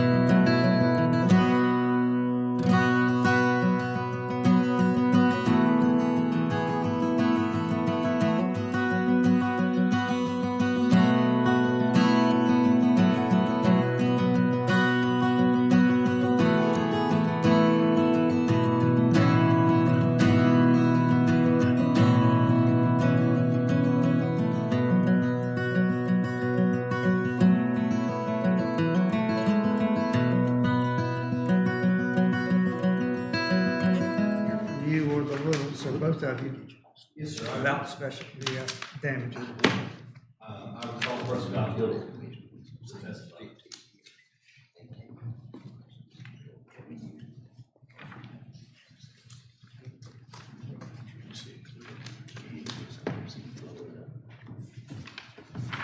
Sir, can you please state your name for the board? Preston Manny Little Jr. And, do you own property in, Blowing Rock, Yes, it's 609 Bass Lake Drive. 609 Bass Lake? That's right. And how long you own that property? We bought the lot in 2006. We finished building in early, 1996, and we finished the building in early 1997. Okay, so you bought a vacant lot and built on it? That's correct.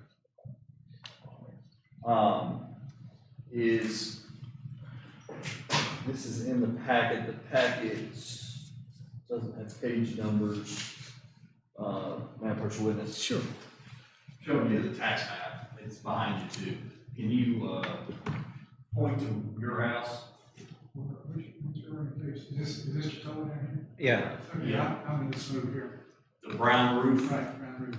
Okay, all right. And, are you familiar at all with your neighbor's property? Well, I've lived there I've been on vacation up there and I've lived there. We live in Charlotte. But, I've had the house since 1997, so I've watched a lot of things over there. Okay, and so you offered testimony earlier about, their house, describe their house prior to the rebuild. The Snyder's house, which had probably been there 30 or 40 years, she was quite old, was a one-story house. We looked at it to buy it and decided not to. It was very unusual, and it is not, it's diagonal on the lot, which is unusual, because most people square it up with the front and the sides. It's diagonal on the lot, but if you notice, the one they've got now is still diagonal on the lot. And the second thing is it went uphill.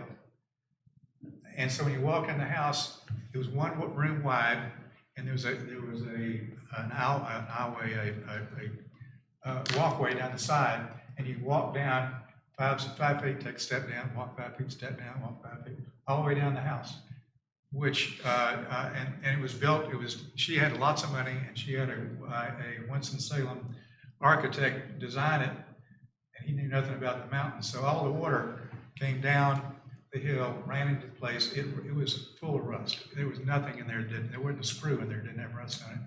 And also, if you tilt the house like that, if you know anything about up here, all the heat went one way, and they never could heat the other half of the house. But anyway, it was a small house, probably 2,500 square feet, and she was in rehab, never lived to come back. We had a little bit of problem with her early on because she was inviting her rehab cohorts to use the house, and they weren't neighbors for my children. I mean, they didn't do anything wrong, but they weren't the best of neighbors. By the way, the Slavins are great neighbors. I enjoy being with them. Don't know them very well, but we have no problem with them. So as to the house itself, the original Snyder house. Yeah.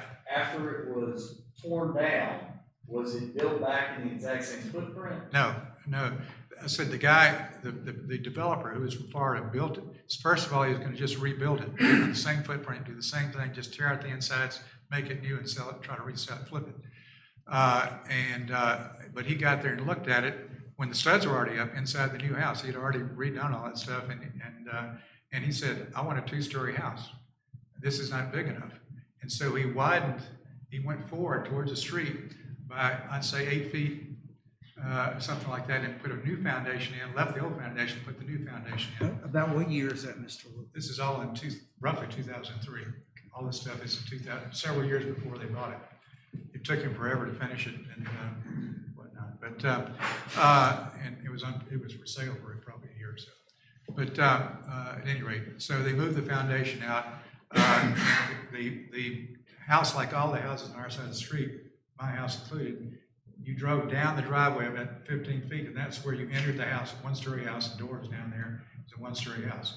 He wanted to raise up the second level and make the entrance on the second level. So he filled in the whole front yard with fill dirt, put the retaining wall in, And so you open the door, there's bedrooms on the left, and then you go down steps, as I remember. I haven't been in the house since they bought it, for sure.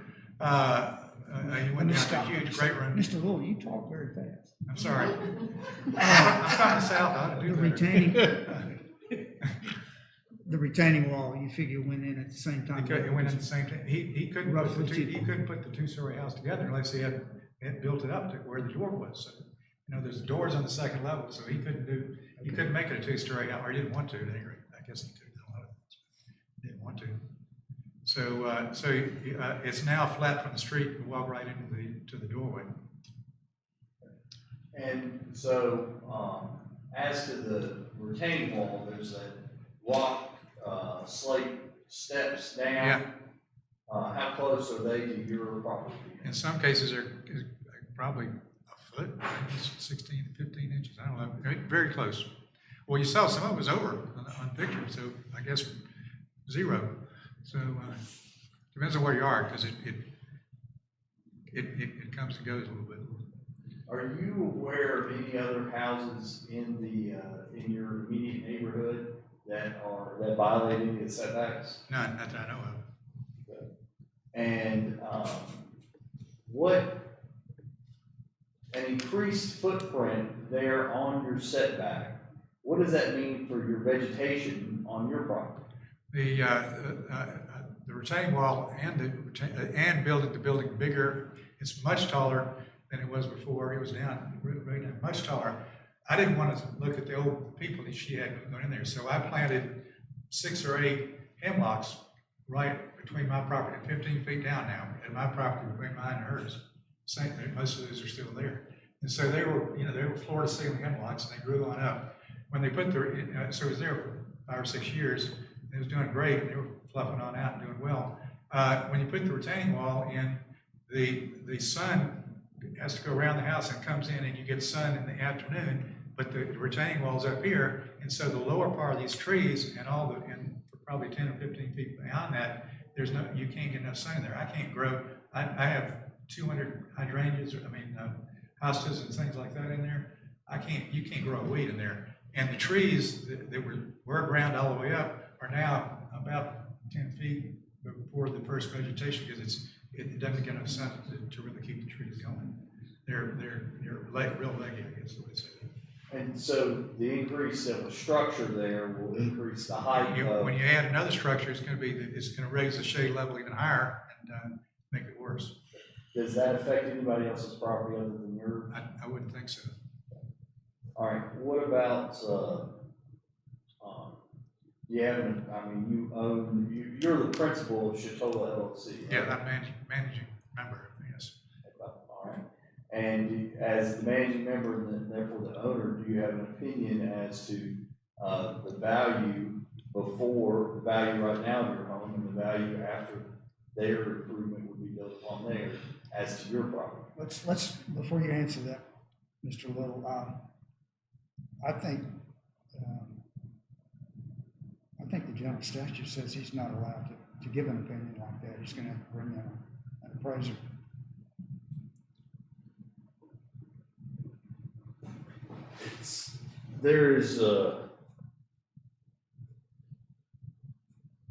There are some cases that speak to, and maybe the general statute that speak to these type of hearings where laymen can testify about their own value.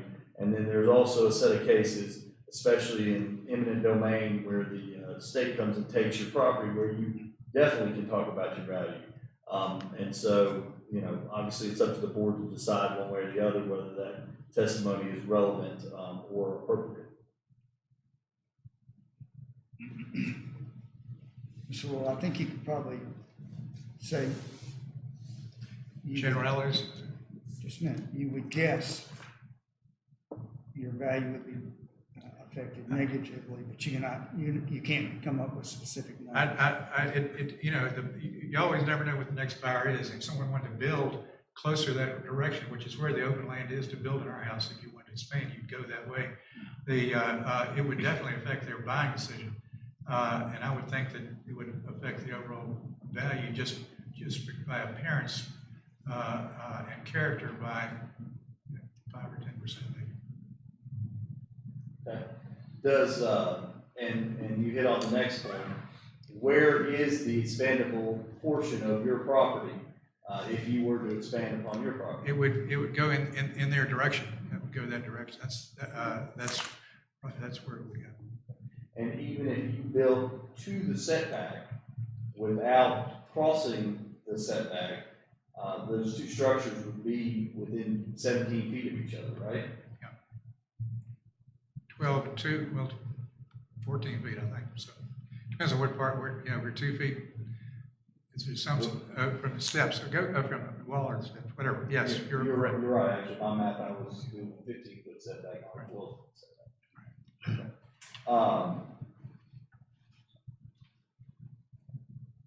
I believe those would be my questions. Can I ask you a question? And it's your turn. I happen to have hemlocks, and I know for a fact when the hemlock gets past a certain height. Why did you have a question now, Mr. Slade? Don't make a speech. Yeah. Well, I'm trying to figure out how to ask the question, but hemlocks typically, when they get larger, have no leaves, no limbs on the bottom part. And your hemlocks are pretty tall now, and they lean over in my yard, and I love them because I love hemlocks. I mean, I love them. And like you, I have to kill the aphids every year. It costs a damn But fortune. I would say that your hemlocks are really thick. And I don't think my building has anything to do with you not being able to grow hydrangeas. I know you've got a deer fence there, and I know why you stuck it there, because they were eating your hydrangeas. But I don't think my house has any. All right, Mr. Slayman, if you want to do a rebuttal, you can do that. This is your time to ask him questions. Okay. The answer to your question is, around my house, I have, right close to my house, I'm on the picture here, maybe you can see it. I have 15 hemlocks touching the around it, and those are all go right down the ground. Well, So those you- in the front. Huh? Those in the front. In the front and the back too, the side, I've got them all around. So, you have to trim them to do that a little bit, that's right. May I ask a few questions? Sure. Okay. What are the height of the hemlocks next to between your house and the Slayman's house there, would you say? Probably 30 feet is a good guess. 30 feet, okay. And can you see the Slayman's house through the hemlocks? Yeah, I mean, a little bit, not, depends on where you are. Lower down the lot, there are no hemlocks, lower and more or less. And so I can see that way, and I can see through the parking lot, I can see it somewhat. Okay. I don't want to see it because I'm mostly looking at the cement wall over there for either for the cement wall for the retaining wall or the existing wall. or the existing retaining wall, or at the side of the house, which is, it's just a big blank wall. I see. So, well, I won't make my point, it would be a question. Okay. So how far from the property line would you say your house is back toward the Slayman's, from your 30 house? feet. 30 feet. Probably. Do you have windows on that side of the house? Yeah. Doors, glass doors and windows, yeah. Glass door.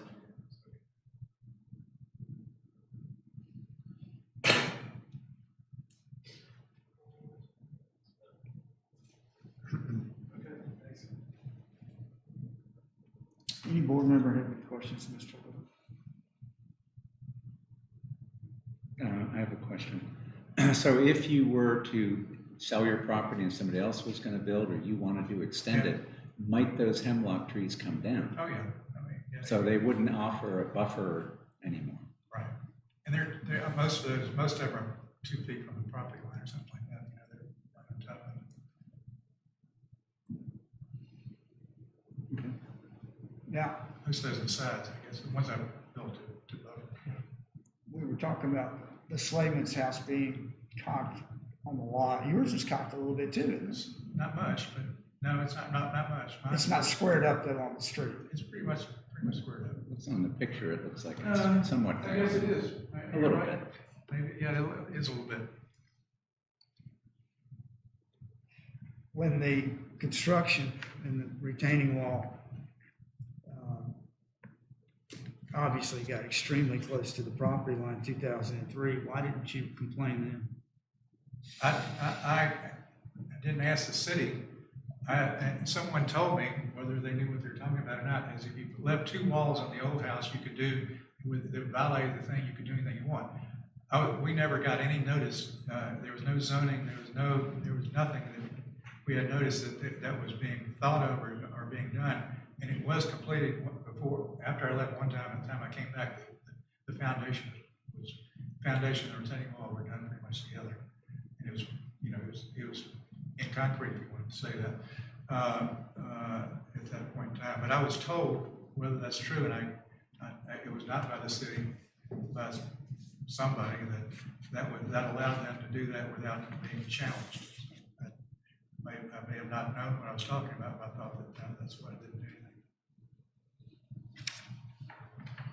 Can I ask one more question? Sure. Sure. You own Chatola LLC, you're the main member, primary member, operator. What is the purpose of the LLC? Do you rent the house? We do rent the house some, and the primary purpose for the LLC is to get taxes to get the children. The children are non-voting minority, but they own 98% of the house. That's the purpose was that. Does the house stay rented frequently? It's rented. It's rented maybe 150 days a year, maybe. Fair amount. Okay. Thank you. This one's not.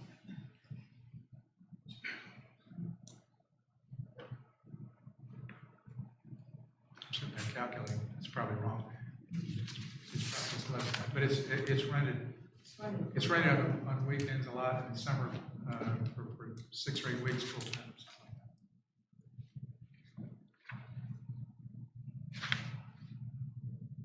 Anyone else have any other questions? Mr. Little?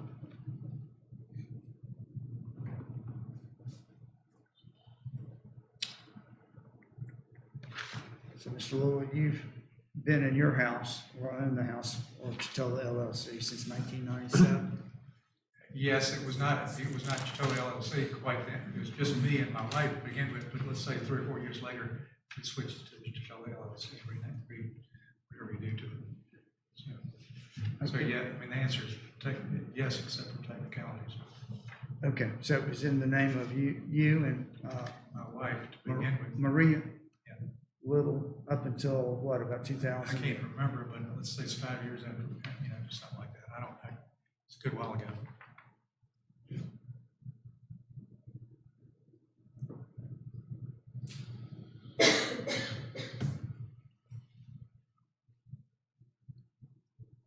Okay, if no one else has any other questions of you, you could have a seat. Mr. Miller, you want to put up anything else? No, that would be the evidence of the hearing.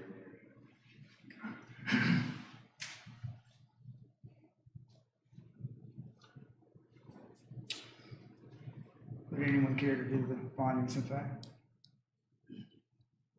You're an expert. You're so good at it. You're so good at it. Evie, let me ask you a question. Can the zoning officer put that slide up? We've had that, but,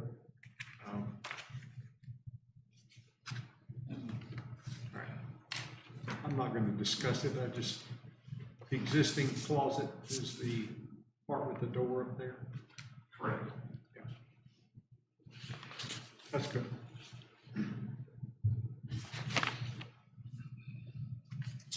If you were gonna make a decision, it did want to be heard, Mr. Chairman, prior to the decision. Okay, do you want to be heard before we do the facts, or after we do the facts and before we do the law? What's your pleasure? I guess before both. Okay, sure. As to, I mean, this is obviously a variance, which it's a variance in 2 ways, a variance from the street and a variance from the side property line. We have setbacks so that we can create and maintain neighborhood settings, nice residential settings. Obviously, in commercial settings, the buildings are already a lot closer. I mean, I can see the library right there, 2 or 3 feet away. But in the residential settings, and the city council here, in adopting this ordinance, has decided that they want homes set back. They don't want them on top of each other. This home is already in violation. There is no ordinance, and now they're asking to be further in violation. I certainly understand the need to want a further closet. I always understand why you want more space. They actually have the ability to put more space. It may not be where they want it, but on the back, there is room there that would not violate any setback. It may not be the closet that they want, but they could add on another bedroom up there. Again, it's their property. They can do what they want within the setbacks itself. But for variances are not favored at law. That's why it takes 4/5 of you to vote to grant a variance. Here, you have to prove 4 things, and I don't believe they proved these 4 things, that it's an unnecessary hardship which would result from the strict application of the regulations, shall not be necessary to demonstrate that in the absence of variance, no reasonable use can be made of the property. We know that there's a reasonable use of the property. I mean, it's a 6,300 square foot home, 5 bedrooms with closets. This already has a closet. The bedroom itself is 216 square feet. It is the purpose of this ordinance is to have residential homes, to have a residential home there. The hardship results from conditions that are peculiar to the property. That's not the fact here. This home is, no other homes in the area, for testimony, are violating the setback. And so the only one is, and then they all can live within the location, size, and topography in this neighborhood, which is the keys there. And I know the application centers around an elderly mother-in-law, an elderly mother, and I do sympathize with that. However, that is a personal, not an issue as to the property. And Mr. Springs, or Chairman Springs, when he mentioned that, is right on the wall. The hardship did not result from actions taken by the applicant or the property owner. The act of purchasing the property is with knowledge that circumstances exist that may justify the granting of variance shall not be regarded as self-created hardship. I'm not saying they created the hardship. They came into this setback violation, but now they want to expand it. They have other options. They are creating this hardship themselves to expand it. And finally, it's consistent with the spirit, purpose, and intent of the regulations. It's not. It is essentially encroaching upon the Chatola LLC property, which is not the intent of the spirit of the ordinance. So, respectfully, we would ask that variance be done. Mr. Miller, you're eloquent as always. Mr. Park or Mr. Miss Slayman, he sort of summarized his position and did his pitch to try to convince us to go his way. Would one of you like to kind of make a closing argument for your side? Thank you again for the opportunity. Look, it's a citizen board. You guys have to make tough decisions all the time. I've given you my case, and we've talked about what we can and can't do with the house. You really can't put it back in the house. It would look odd to begin with, and I'm not sure it would ever be very comfortable for me having a closet overhanging my house. You got 2 stories. So, as a citizen board, you have a decision to make, and I know it's a tough one. I don't have any issues with my neighbor. He's just doing what he thinks is right. When I bought the house, it existed in the setbacks. I didn't know that when I bought it. So, for us, we have our own reasons why we want to do it, and that's why we come to you as citizens to make that decision. Very good. It is a tough case. It's one of our toughest. It's going to take a lot more discussion amongst us to get to the end of this one than it's normal.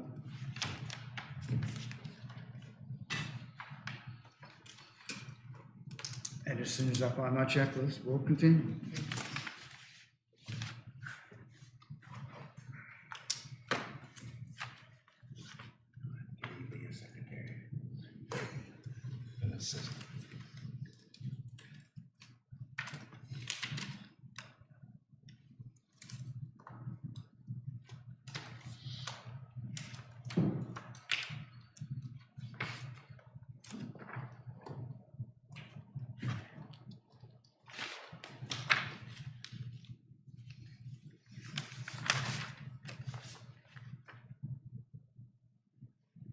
Okay, let's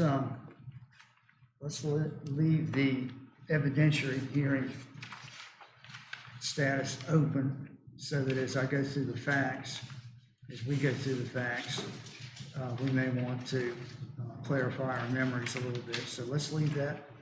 The evidentiary hearing is still open while we go through the facts, and we'll close it after the facts are determined.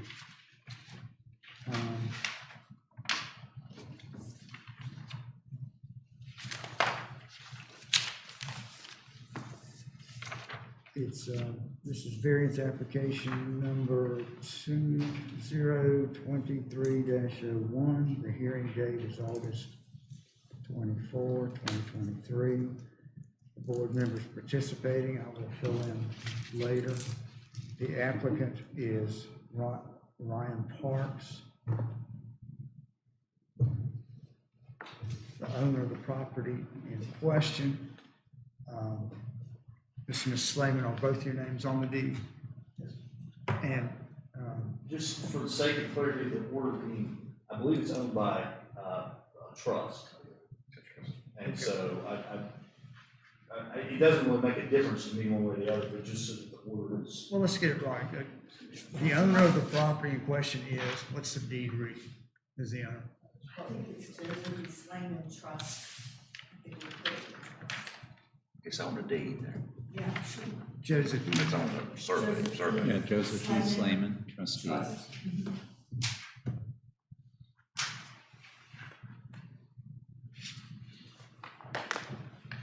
trustee, doesn't give the name of the trust. That's all it says. Okay. The address of the property in question is 643 Bass Lake Drive.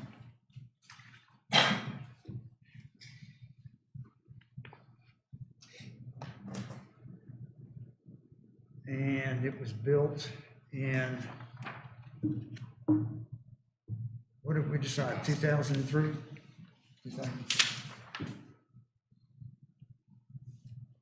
Property is zoned R15. The applicant wants to do the following, which would violate zoning regulations and which would require a variance. Wants a 10-foot variance in the 12-foot side setback requirement.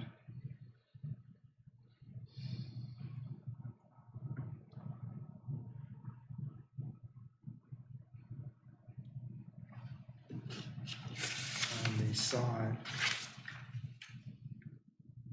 of the property.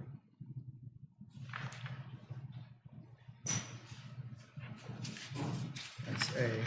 B is wants a 7 foot. 7-foot, thank you, variance in the 30-foot street, would you call it street right-of-way setback, Mr. Johnson? Street setback. Just street setback.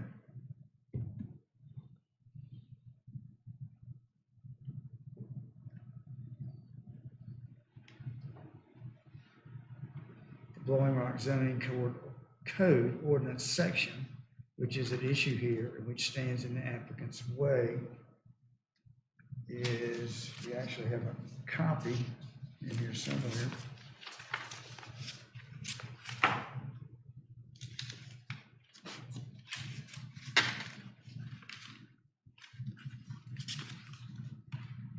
The table looks like it's 16-12-4. That's, somebody agree with me or disagree?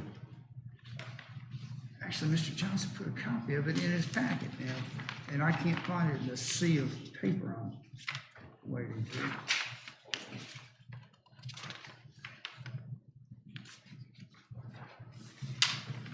Here it is, 16-12.4. You've got to run on the money. And put it into words, that ordinance requires a 30-foot street setback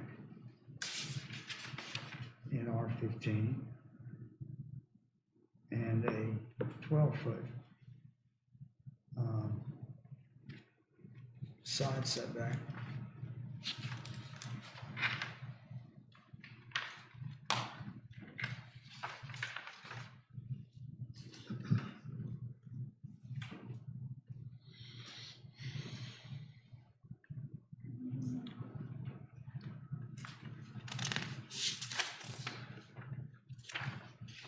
There are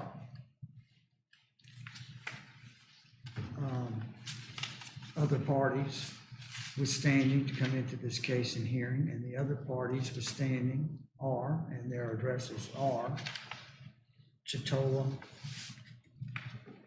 LLC,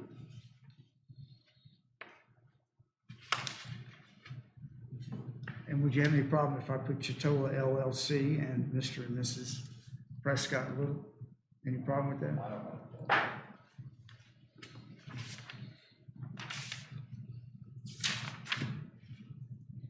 Mr. Prescott Little and wife Maria Little.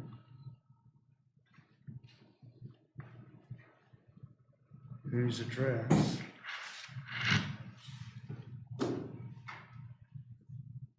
is 609. 609 Dance Lake Drive.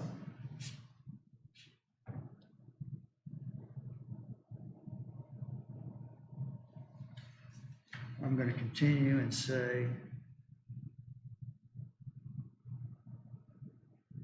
the house at 609 Bass Lake Drive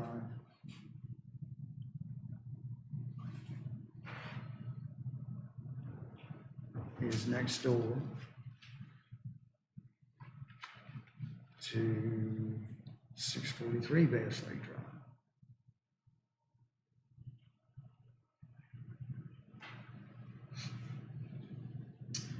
The applicant did provide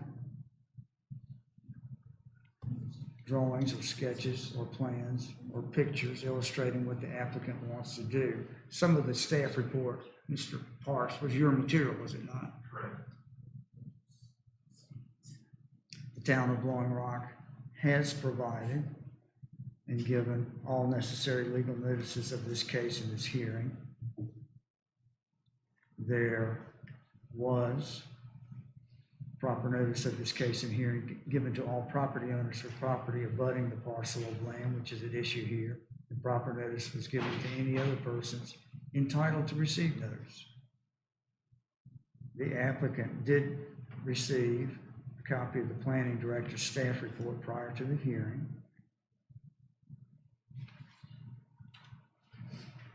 There were other witnesses in the hearing besides the applicant and the planning director, and relevant evidence from those witnesses included that shown below.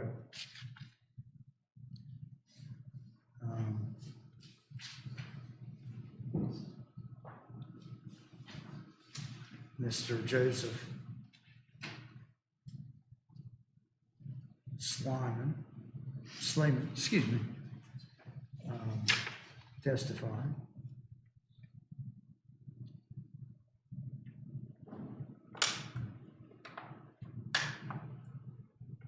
And gave his reasons as the property owner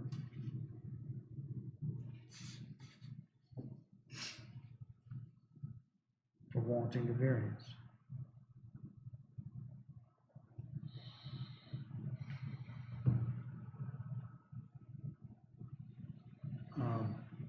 Ms. Slayman had some comments. Do you think that rose to the level of testimony and we should list her or not? I don't think you did much talking, really.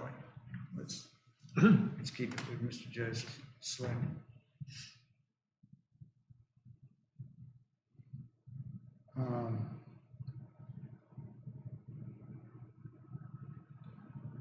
Going back to the there were other witnesses besides the applicant, comma, I'm going to name the applicant as Ryan Parks, and the planning director, interim planning director.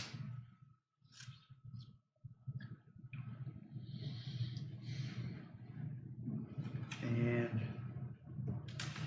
the next witness, Mr. Prescott, Little testified as to why he felt the variance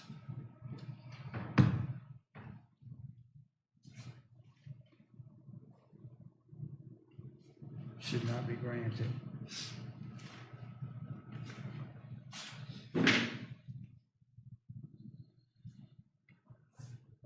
And those reasons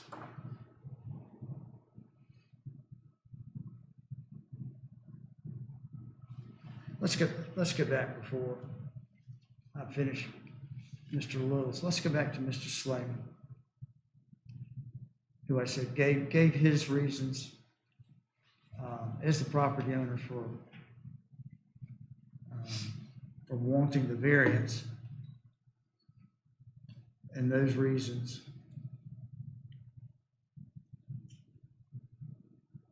included. Mr. Slayman, how would you summarize why you want this thing? You need more room?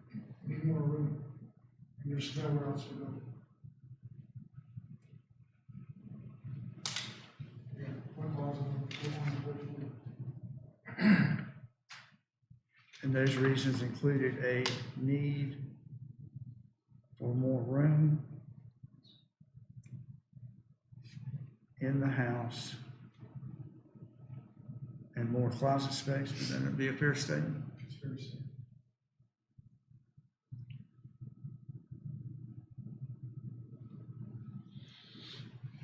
Going to Mr. Little, he testified as to why he felt the variance should not be granted. And those reasons would include, help me out, Mr. Little, how would you summarize the reasons you don't want that building to be built? Well, it's an appearance and character detriment to me. It certainly would affect the border that I built, spent a lot of money on trying to shield the two properties. The natural vegetation board? All right, let me get that, and then we'll hear the rest of what you had to say. He thinks the natural vegetation border would be what, harmed? Well, it would be more shady when they probably set up on the road. So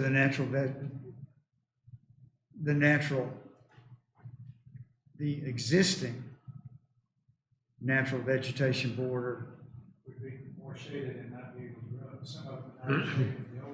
The other part is that you can't grow anything behind it. I try to grow rhododendron in there to do the lower part of the work. would be more shaded and less affected as a border.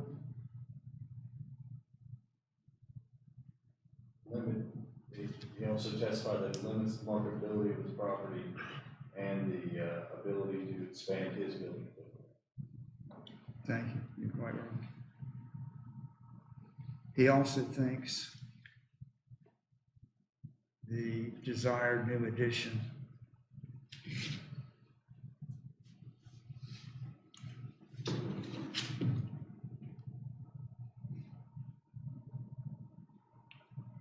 would negatively impact his property value.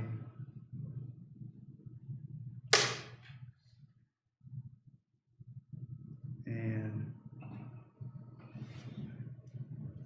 what were you saying about his ability to expand that way, Mr. Miller? What did you say? His ability to expand his building footprint. Impair his ability?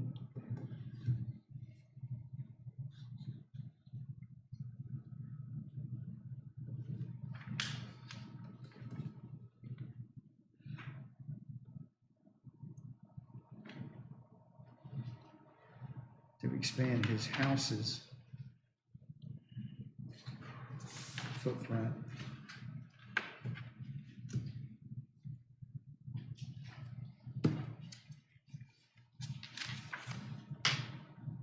And how would you say it would, how did you say it would impair? Because the two properties would get too close to each other? The buildings, I believe the testimony was that if he built to the setback line, the buildings would be, structures would be within 14 feet of each other.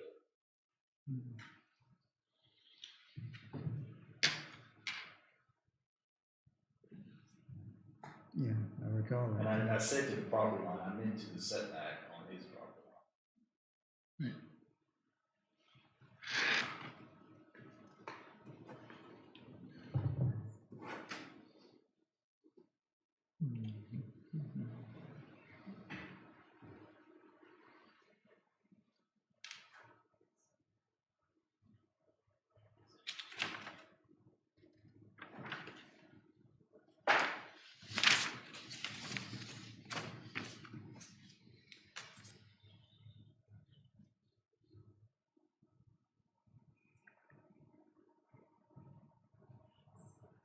I'm going to say Attorney Nathan Miller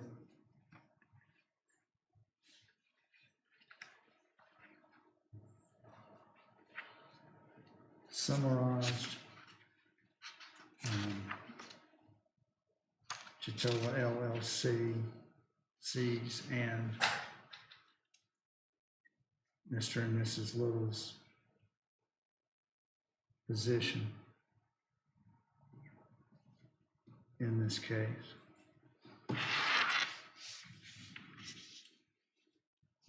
Mr. Joseph Slayman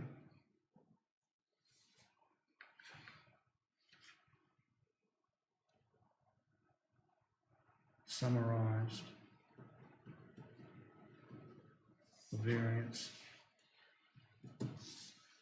applicants' need for the variance.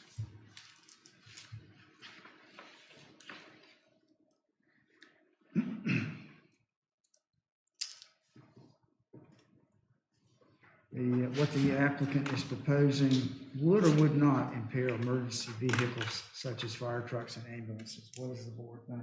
Would not. Okay. What the applicant is proposing would or would not create a fire hazard. What does the board think on that? Would not.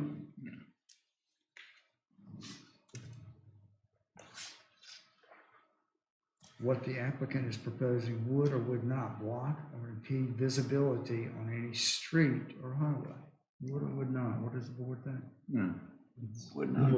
It's out of the driving lane vision. I agree.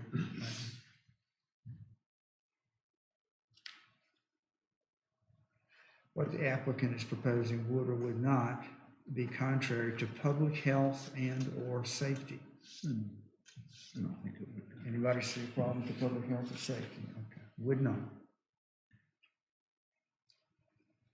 Unique features of this property, the Sleeman property, include, I'll kick it off with the house is sited, how would you call that? Angle, at an angle to the street front? Yeah, diagonal. Well, at least the back of the house. Diagonally from the street front? Well, it's parallel for the first part, and then it's really slanted in the back, but How about most of the house? Is sited diagonally from the street front?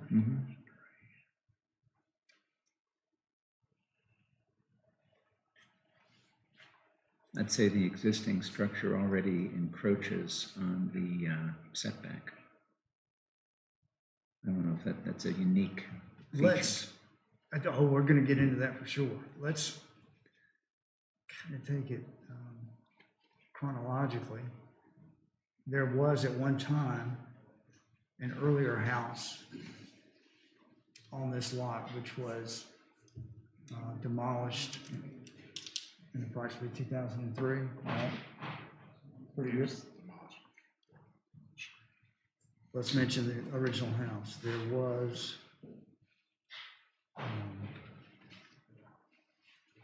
at one time a smaller house situated on this property.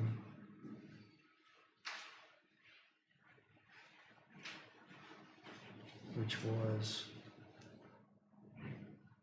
demolished around 2003.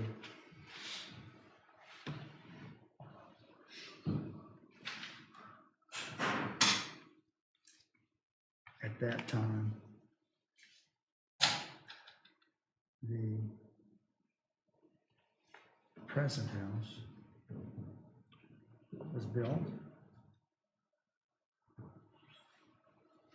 and what's the retaining wall made of? Is it stone or concrete or? Center block, or center block, and stucco. So if I call it a cinder block retaining wall, I'd be accurate. Reinforced. Reinforced cinder block retaining wall. It's built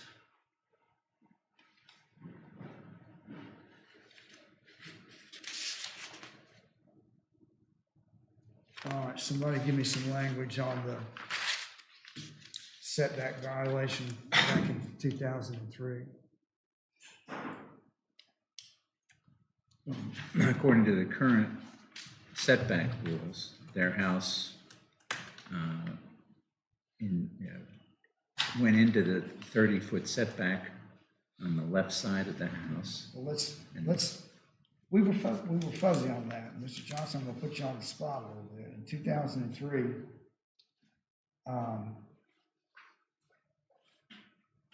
do you know what the street right-of-way setback and side setback was?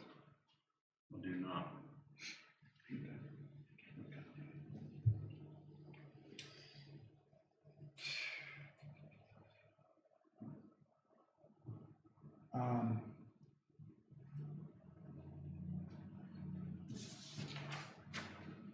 Does it matter? Chairman Spriggs, you did not close the fact-finding aspect, and Mr. Rothrock is here, and he might know, Well, when did you sneak not that in? I'm offering him up as a witness. Would you please be sworn in and see if you could answer this question? Sure. I didn't know y'all was gonna be here. Do you solemnly swear that the evidence you shall give to this body in this matter being heard shall be the truth, the whole truth, and nothing but the truth, so help you God? Come on up to the microphone, Mr. Rothrock. Our new town manager, or interim town manager. I am, yes, sir. We're talking about a house that was built in 2003, and was built 8 and 9 feet from the side setback. I don't think the street right-of-way is an issue at all. Back when it wasn't, fellow board members.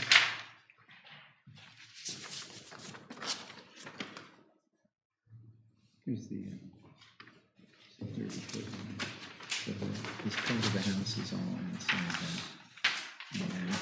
And then So it violates this right-of-way. The side setback in R15 is 12 feet now. Do you know, Mr. Rothrock, if it was 12 feet back in 2003? It was. And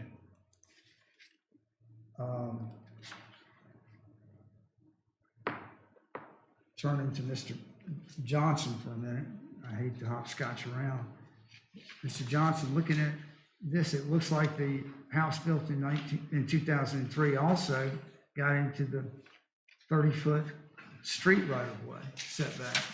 Am I seeing that correctly? Yes. Mr. Rothrock, back in 2003, was the street right-of-way setback in R15 30 feet? No, it was 40 in 2003. Okay. Thank you very much. Mr. Park or Mr. and Ms. Slayman, do you have any questions of Mr. Rothrock? How did you guys live and build this house?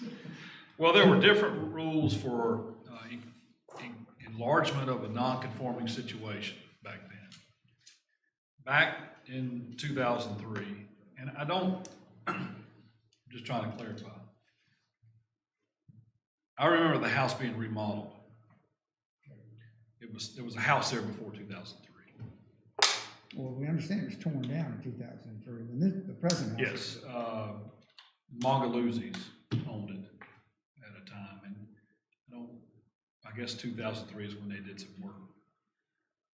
But at that time, expansion of a nonconformity allowed you to continue that nonconformity down that same line. So if you're 5 feet off the property line, you could continue down 5 feet down that same property line until you ran into another setback, maybe the rear. Rules have changed, probably about 2010. We changed those rules that allowed no expansion with respect to setbacks. If you had a one-level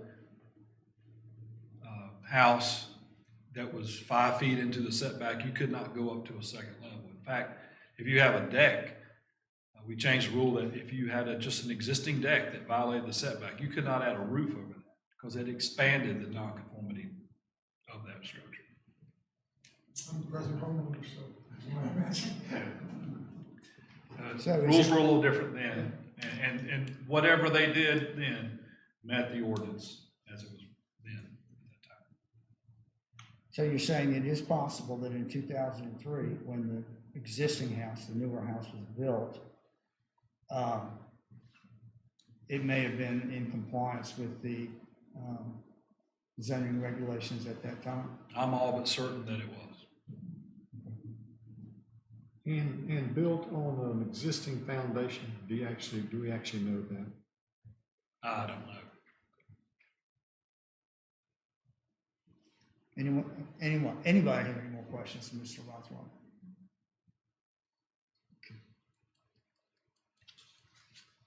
And I have one other question. The side of the house has a walkway that goes down. And I think we repaired it, or because it was disarrayed. That was never an issue before, and I don't think it should, it's not an issue now, is it? That we built it. I think that when Kramer did it, he probably put it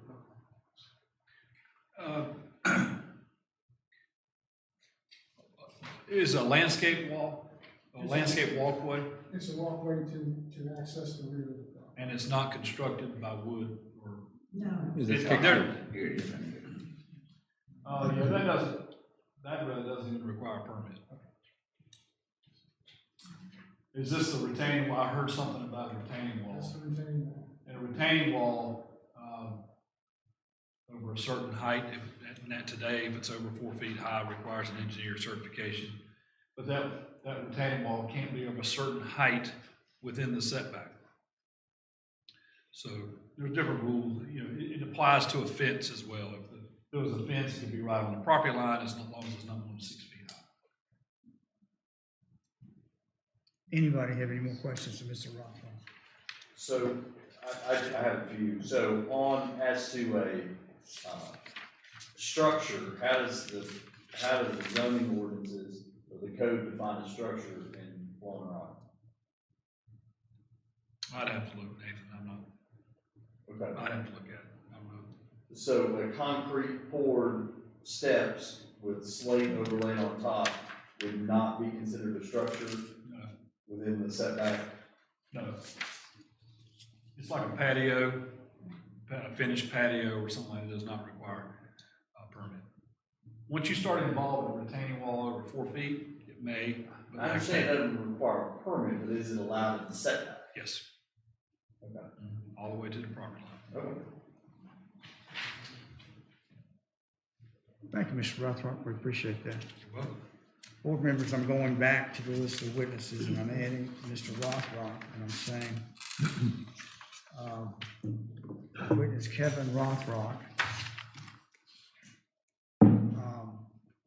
Kevin, how long have you been planning director? 22 years. Thank you. Who has been Rolling Rocks planning director for 22 years. Testified that he believes the new house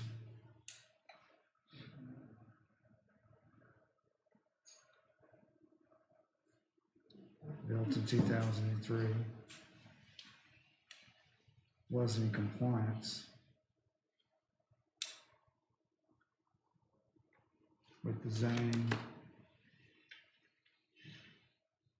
setback requirements which existed then.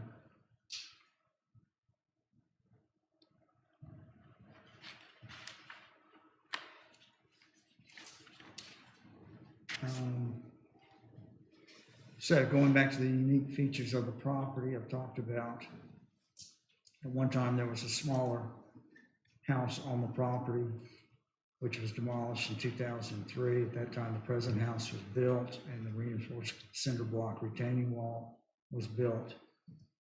I started to say, before we saw Mr. Rothrock, that evidently, the house built in 2003 wasn't in compliance with zoning setback requirements, but I think we've changed that with Mr. Rothrock's testimony. Are we in agreement on that? Yeah. Any other unique features of the property? Even though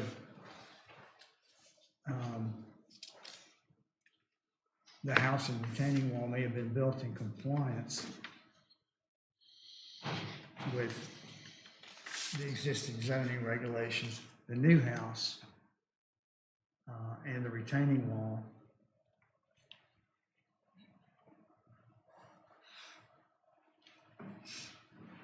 is it fair to say they're unusually close to the property line?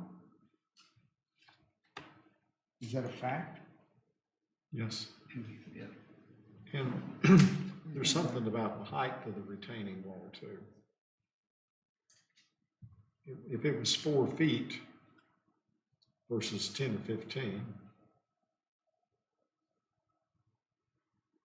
Continue thought, what are you saying? I'm hearing that at 4 feet, they wouldn't even needed a permit for that retaining wall to be in the setback. Did you hear that? Right. At 10 or 15 feet, it needed a permit Right. to be in the setback. We don't know how tall it is, though, do we?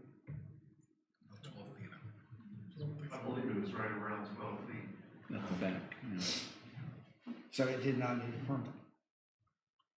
Oh, I don't. At 4 feet, they wouldn't have needed a permit for that retaining wall, even in the setback. We needed a permit now, but we don't Yes. know about, I don't know about 2003.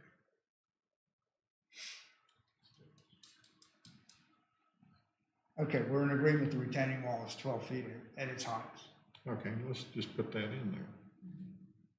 And let's go back to Mr. Rothrock. Would they have needed a permit for the retaining wall in 2003? Yes. Would it need an engineer? At 12 feet tall? Yes. In 2003, it was not over 5 feet, now it's 4. We're requiring an engineer. Okay. And we don't know one way or the other, do we? Well, If Yes. they had the engineer. if that retaining wall was built in 2003, 5 feet, 6 feet tall. It was a permit, there was an engineer design. Okay. This is not one, there's not a situation where one slipped past us. We were involved in this one. Gotcha. Going back to my, it's an opinion, but I think it may be an opinion that's also a fact. My opinion is the house and retaining wall are unusually close to the property line. Are we in agreement that's also a fact? Isn't it? Yes. Yeah, Do you feel like it's unusual to come that close. for blowing up?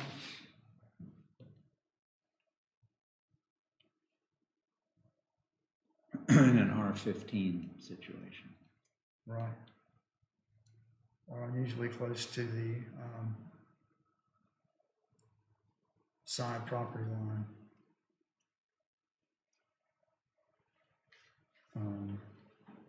Slash border with 609 Bass Lake Drive.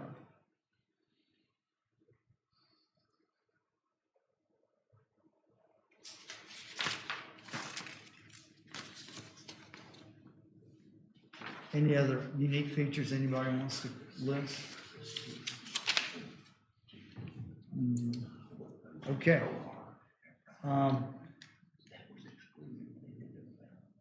I'm going to go ahead and close the evidentiary hearing and, yes. Can I ask a zoning director one question? Sure. When you were up here before, you said that at that time, that meant the zoning regulations were setback. Does that become grandfathered at that point? Yes. Well, if you met the Setbacks are grandfathered in. if you met the regulations, you don't need grandfathering because you met the regulations. Yes, but for today's standards, they would be grandfathered in for today. Right. Okay. Without these, and if we use with the problem, we would move it to the line. May I ask Mr. Rothhard? Sure. Go right ahead. Mr. Rothhard, understanding the setbacks were where they were back then, now this would be a non-conforming situation, right? Yes. Okay. Grandfathered or non-conforming situation. And so, 16-8.3 would forbid a variance in the non-conforming situation, thereby allowing an expansion, wouldn't it?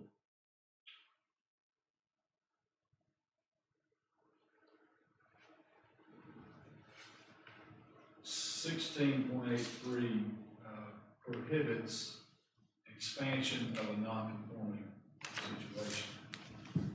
There is part of the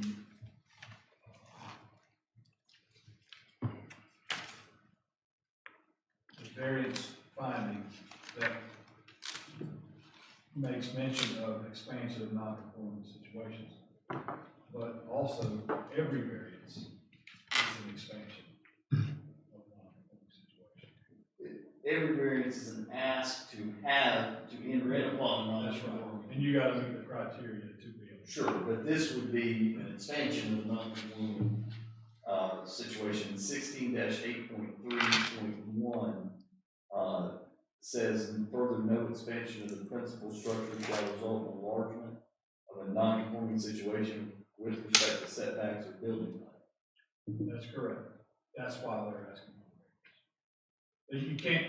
You can't expand it by right because of that section of the order. It doesn't allow the expansion of non-conformity. That's why they're asking for variance. So, in your opinion, that you can expand the variance of you can expand a non-conforming, use and size of it with the variance? Not use situation.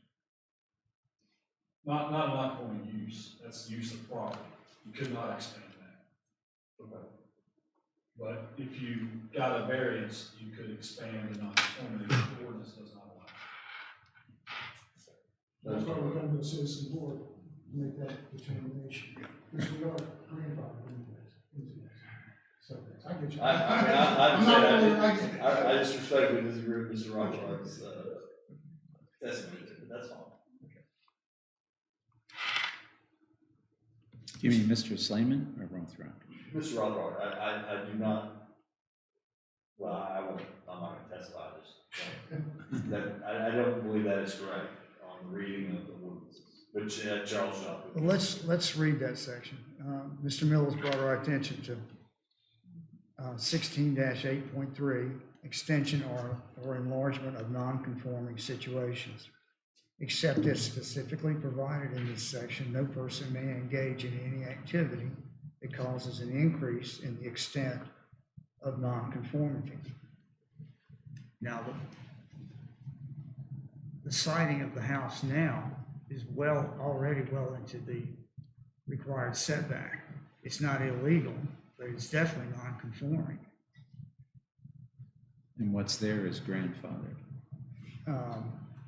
Right, but no person may engage in any activity that causes an increase into the extent of nonconformity, which this addition would. It's Yeah. gonna get even closer. That's right.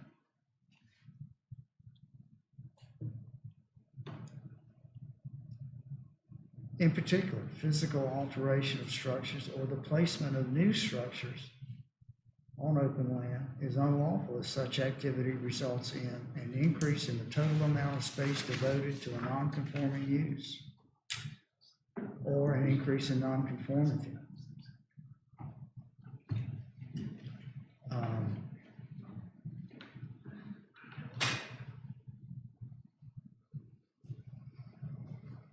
I think we should add this section and its wording to our facts. It is a fact that that is an ordinance, and then factor it into our conclusions of law. What is the rest of the board think?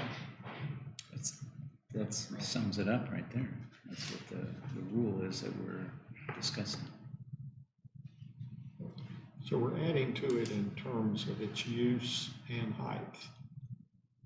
We're enlarging a non-conforming situation and increasing the nonconformity because we're getting even closer to the property line. I think the Slaymans have a problem here, and we'll discuss it some more in the conclusions of law, but at this point, I think that section it's a fact. And I'm gonna list it as a fact. And it will factor into our conclusions of law.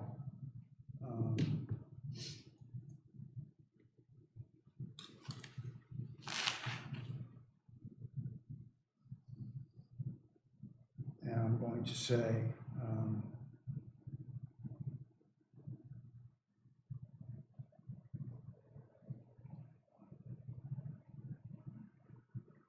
Rolling Rock Code, section 16-8.3,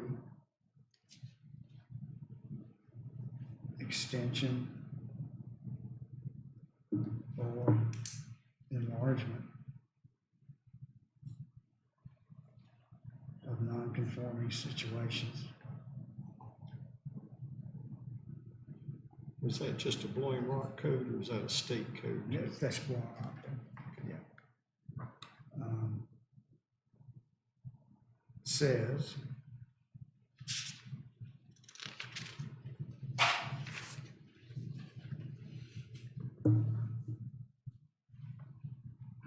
except as specifically provided in this section. No person may enlarge any activity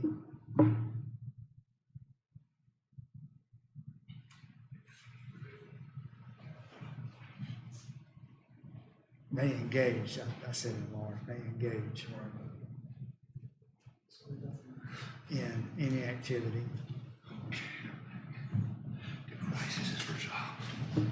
that causes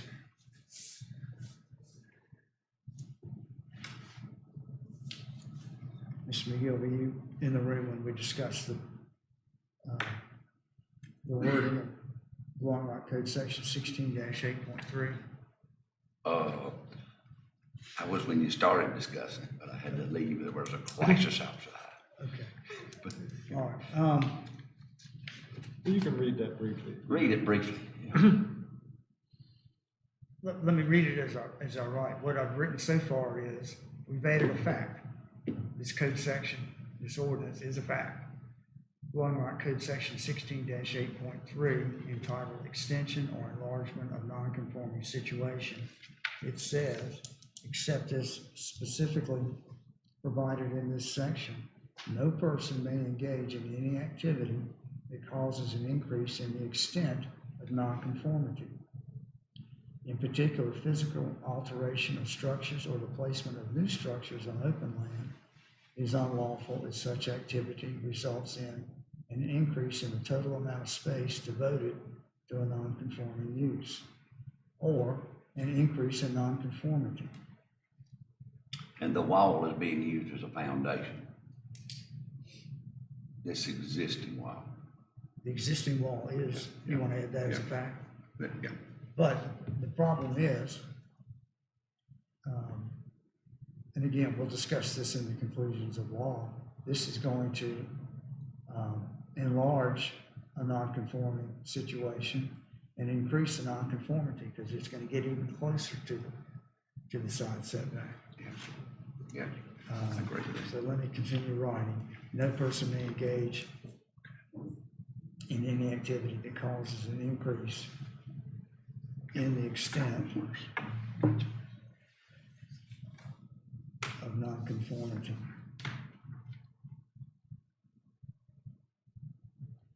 In particular,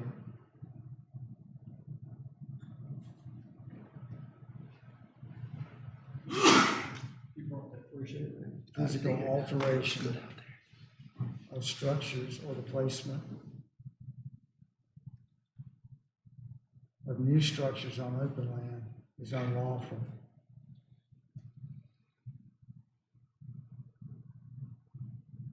If such activity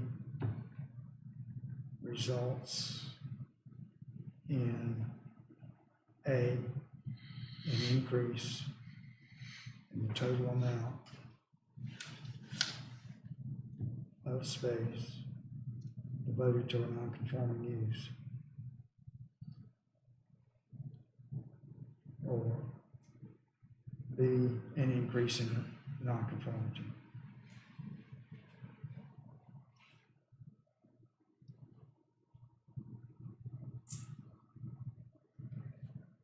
And Mr. McGill wants to add the fact that, state that again, sir. The retaining wall, it's a fact that the Using retaining the retaining wall for foundation, you're gonna add to what is there. And it looks like that's contrary to what we just talked about. Is that right or wrong? It's gonna add to the existing non-conforming use. because the retaining wall is part of the foundation. They're gonna make the foundation. The retaining wall is gonna be the foundation for this new 14-foot higher structure that's gonna be on top of it. Yes, I don't think the retaining wall being there is any different though than just Could be dirt. anything, yeah. But it is a fact, the retaining wall. Well, it's adding on to the non-conforming use side. Mr. Springs can ask you a question about this.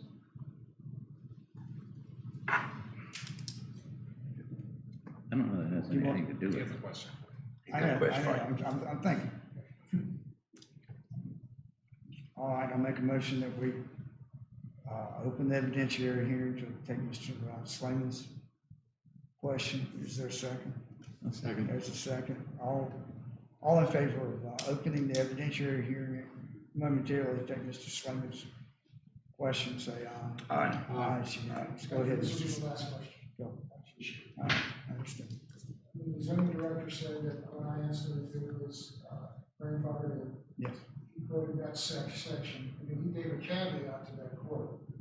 Could we include that, please, into the caveat of the zoning director's statement? After the fact, after he quoted the this, the ordinance. He said because it was grandfathered in, it would be up to you guys to decide, you know, and he gave the caveat to, did we ask him one more time?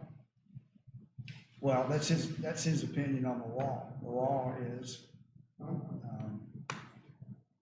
if he feels that we can grant a variance, which steps over, or grant a variance notwithstanding the language of 16-8.3, he's entitled to that opinion. We're gonna factor in this code section regardless of Mr. Rothrock's opinion on it.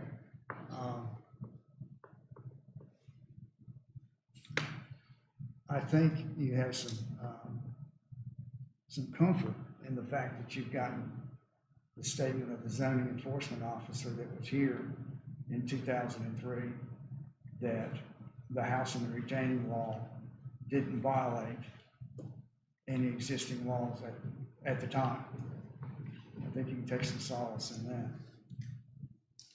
All right, I make a motion that we close the evidentiary hearing. Is there a second? Second. There's a second. All in favor of closing the evidentiary hearing, say aye. Aye. It's unanimous, so we'll continue. Mr. McGill stated the fact that retaining wall would be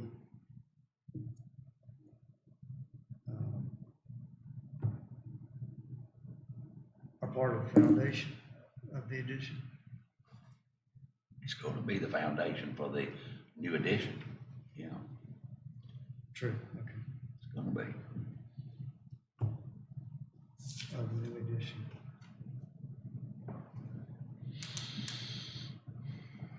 Okay, those are the facts.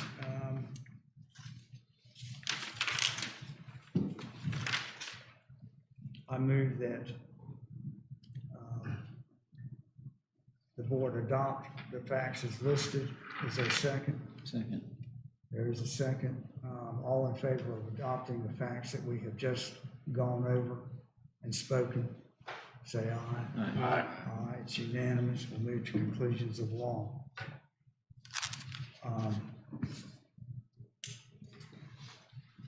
The first one is the unnecessary hardship. When unnecessary hardship result from the strict application of a regulation.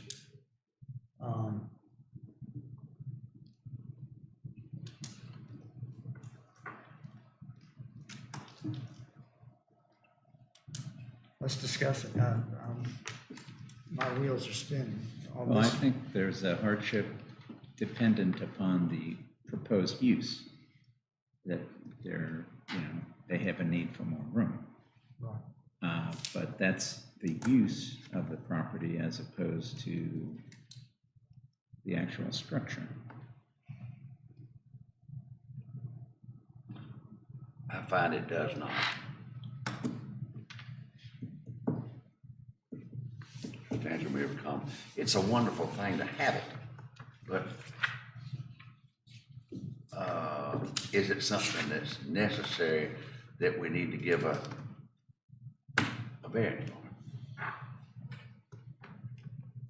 I mean, it's a noble, I've got a 97-year-old mother-in-law, and 97, yes, and it would be wonderful to do that, but I don't know that we can make a case about doing this.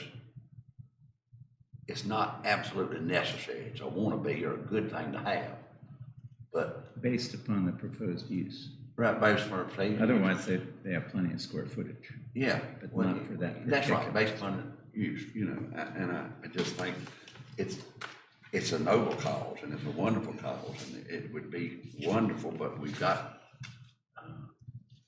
you know, it's something we need to decide on, and I say it does not. I Okay, think, I'll vote that does not. yeah, does not. Because if we agree to this, then anybody could make a similar proposal. How would we deny a similar proposal? I mean, you've got to go with what you're given. A lot of small lots around here. That's true. People trying to squeeze more on, but, you know, in some cases, it might be justifiable, but I think here it's a wannabe thing and a wonderful thing to have, but is it necessary for them to live in their house? I do not think so. So I say it does not, based upon evidence.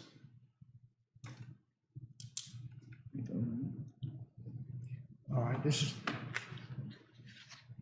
we're ready for a vote. This is the way it's worded. Based upon the evidence presented and the facts shown above, the Board of Adjustment either finds or does not find substantial material and competent evidence exists to conclude that in this case, unnecessary hardship would result from the strict application of the regulation. So I'm hearing a motion from Mr. McGill that we do not find sufficient evidence exists to conclude that unnecessary hardship would result. So he's made a motion that we do not find that they've made their case for unnecessary hardship. We're ready for a vote. All those board members that feel that the applicant has not produced sufficient evidence to conclude that in this case unnecessary hardship would result from the strict application of the regulation. All that find they have not met their burden say aye. Aye. Aye. Is it any nays? The board's vote on this factor was unanimous. Number two, based upon the evidence presented and the facts shown above, the board either finds or does not find substantial material and competent evidence exists to conclude that in this case the hardship results from conditions that are peculiar to the property. Any discussion on that?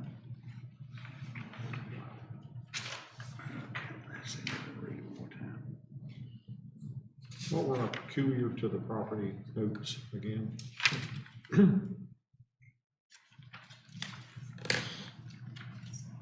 The house is sited diagonally from the street front. There was at one time a smaller house situated on this property which was demolished around 2003. And at that time, the present house was built. And the reinforced cinder block retaining wall was built. The new house and the retaining wall are unusually close to the property line / border with 609 Bass Lake Drive. Those are the unique aspects of the property which we listed. Well, I'm voting that we find that it is a peculiar. And peculiar for the reasons you just noted. Although the hardship is with regard to the proposed use of the inside. Otherwise, they don't need to have the extension. It's not like a garage where you need to park your car. Wow. I'll say it does not. Because I just think we're talking about, yes, the addition here. We're not talking about that it was built peculiar or it was renovated peculiar. We're talking about that for this. Yeah. All right, I'm hearing you on my right in a position for a motion, and Mr. Walker on my left. Which one wants to make a motion? Let me articulate. Based upon the evidence presented and the facts shown above, the Board of Adjustment, your motion would be that does not find substantial material and competent evidence exists to conclude that in this case the hardship results from conditions that are peculiar to the property. All would say they do not find substantial material and competent evidence exists to conclude the hardship results from conditions peculiar to the property. Say aye. Aye. Does not. It does not meet the standard that the hardship results from conditions peculiar to the property. So they did not meet this requirement. All voting that way say aye. Aye. Mr. I'm gonna Thorne, vote the other way. I am too. I'm voting no. So we have how many ayes? 1, 3. 2, 3? Okay. Lost my pen. Here, this one.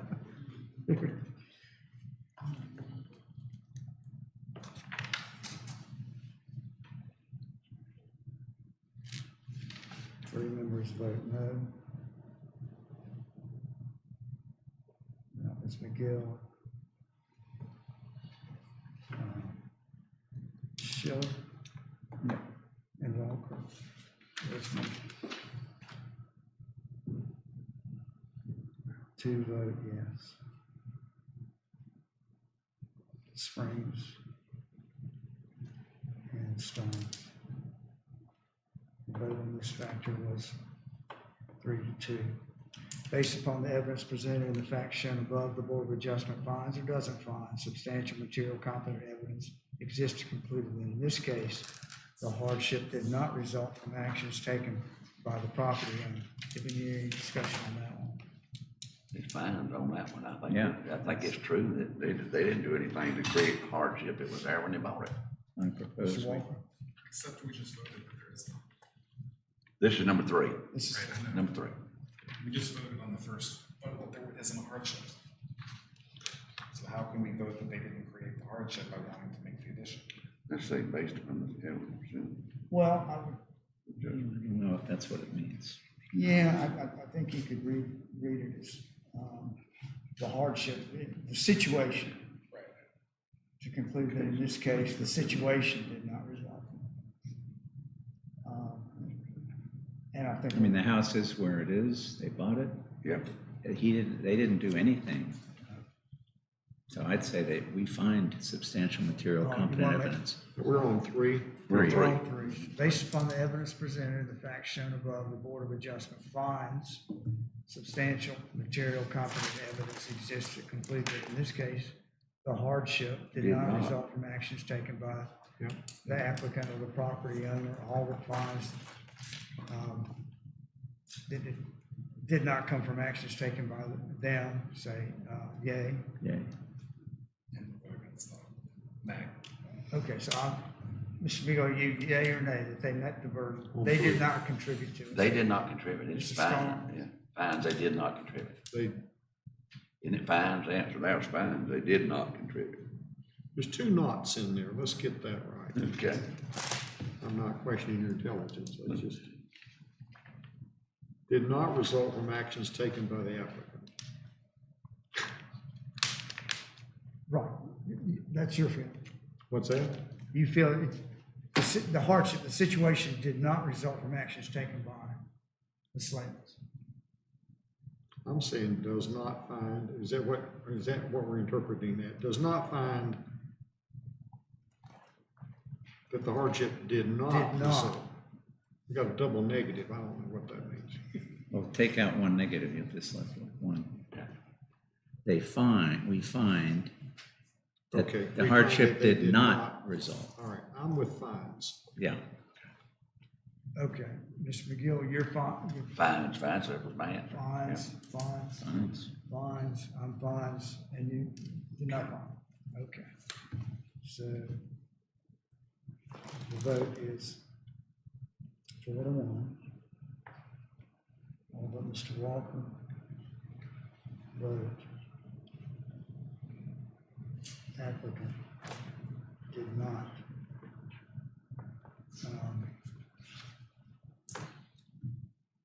contribute.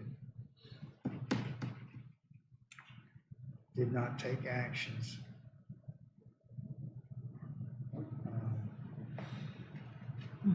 The hardship did not. Contributing to the hardship.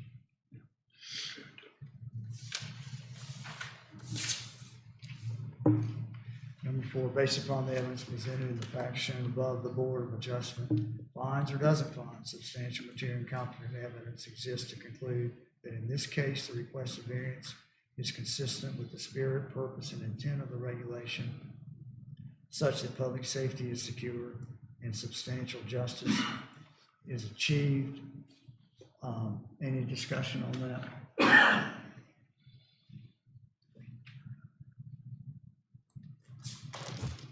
Is the variance consistent with the spirit, the purpose, and the intent of the regulation, in this case, the setback rules, such that public safety is secured and substantial justice is achieved?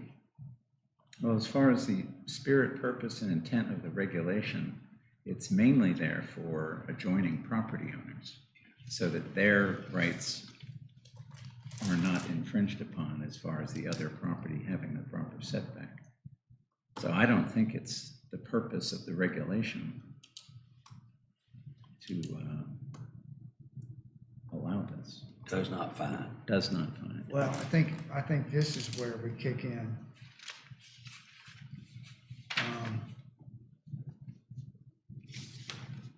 That section, let me just wrote up, section 16-8.3.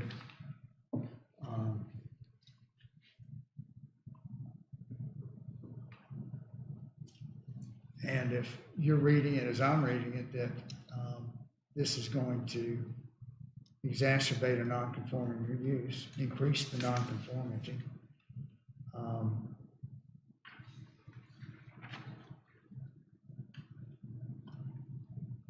And then it violates section 16-8.3. I think that's where that would come under number 4 here.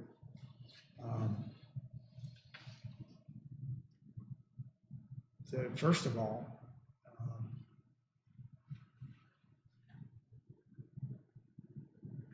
let's take a vote among ourselves as to whether or not what they are proposing would violate 16-8.3. It's going to enlarge a non-conforming situation. I make a motion that we find that in fact the requested variance would enlarge a non-conforming situation and violate section 16-8.3. That's my motion. Is there a second? So what's your find or does not find? Does not. Does not. Well, find. let's find whether under 16-8.3, what they're proposing, if it's going to enlarge a non-conforming situation, it's a violation of 16-8.3.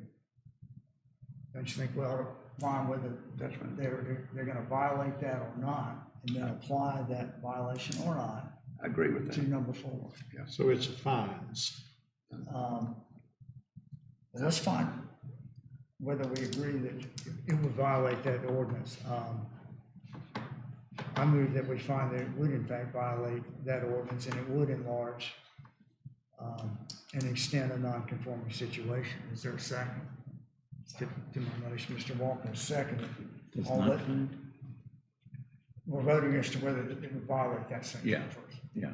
So my motion is that we find it would in fact violate, it would enlarge or extend a non-conformity, an existing non-conformity. There's a second. All those that find that it would in fact violate 16-8.3 say aye. Aye. It's unanimous. Now, let's apply that to number 4. Based upon the evidence presented and the facts shown above, we do or do not find substantial material and evidence exists to conclude in this case the requested variance is consistent with the spirit, purpose, and intent of the regulation. I'm sorry, I'm on the wrong one. You're right. Well, number 4. Yeah, I am wrong. Excuse me. Spirit, purposes, and intent of the regulation, such that public safety is secured. I don't think public safety is the problem. It's substantial justice is achieved. And I'm going to write down here, the board finds that the requested variance would violate dwelling lot code section 16-8.3 and enlarge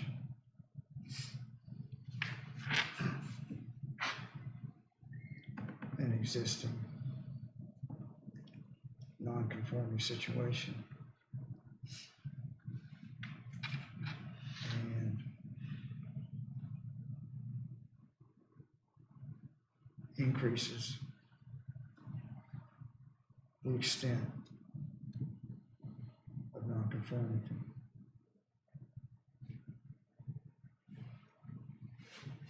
Now, the vote on number 4, did we find or not find substantial material and competent evidence exists to conclude that in this case, the requested variance is consistent with the spirit, purposes, and intent of the regulation, such that public safety is secured and substantial justice is achieved? I make the motion. We do not find that evidence exists to conclude that. Mr. Walker has seconded that. All that find that there is not, the evidence exists to conclude that public safety is secured, substantial justice is achieved, say aye. We do not find it. It does not. Does not. It's unanimous? Okay, that was unanimous. Does not, Yeah. does not approve the variance. Would be a simple way to say that. Now you get up to 5, we on 4. Yep, Yep. yep. Number 5, the Board of Adjustment does not grant the applicant a variance to take the action stated in the facts.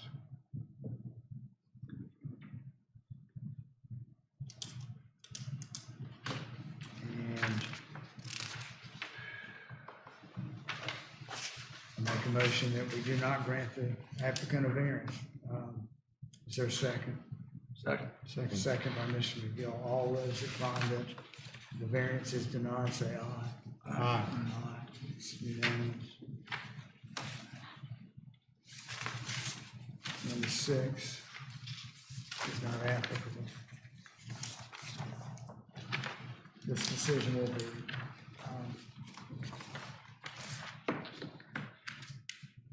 on the right here, the written. This part here. Yeah, there's my sheet. Oh, that was yours. Wow, I had that. The written decision.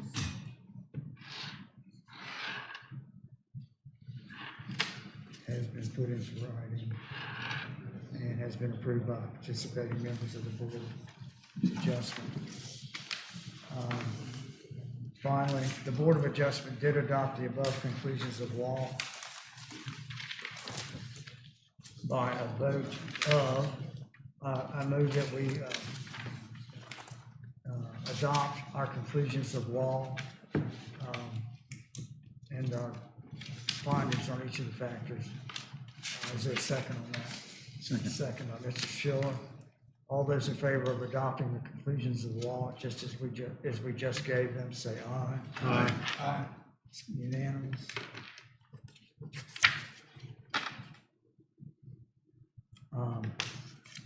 Ms. Slayman, I'm sorry. Your heart's in the right place, but this one didn't. Just let me say thank you for spending 3.5 hours. I appreciate it. Just listening to what you guys are volunteers. I appreciate it. Do I want to have these at home in my Mustang? I don't have these records at home in my Mustang. No, we'll leave them here. I'm gonna leave Well, them that's here. what I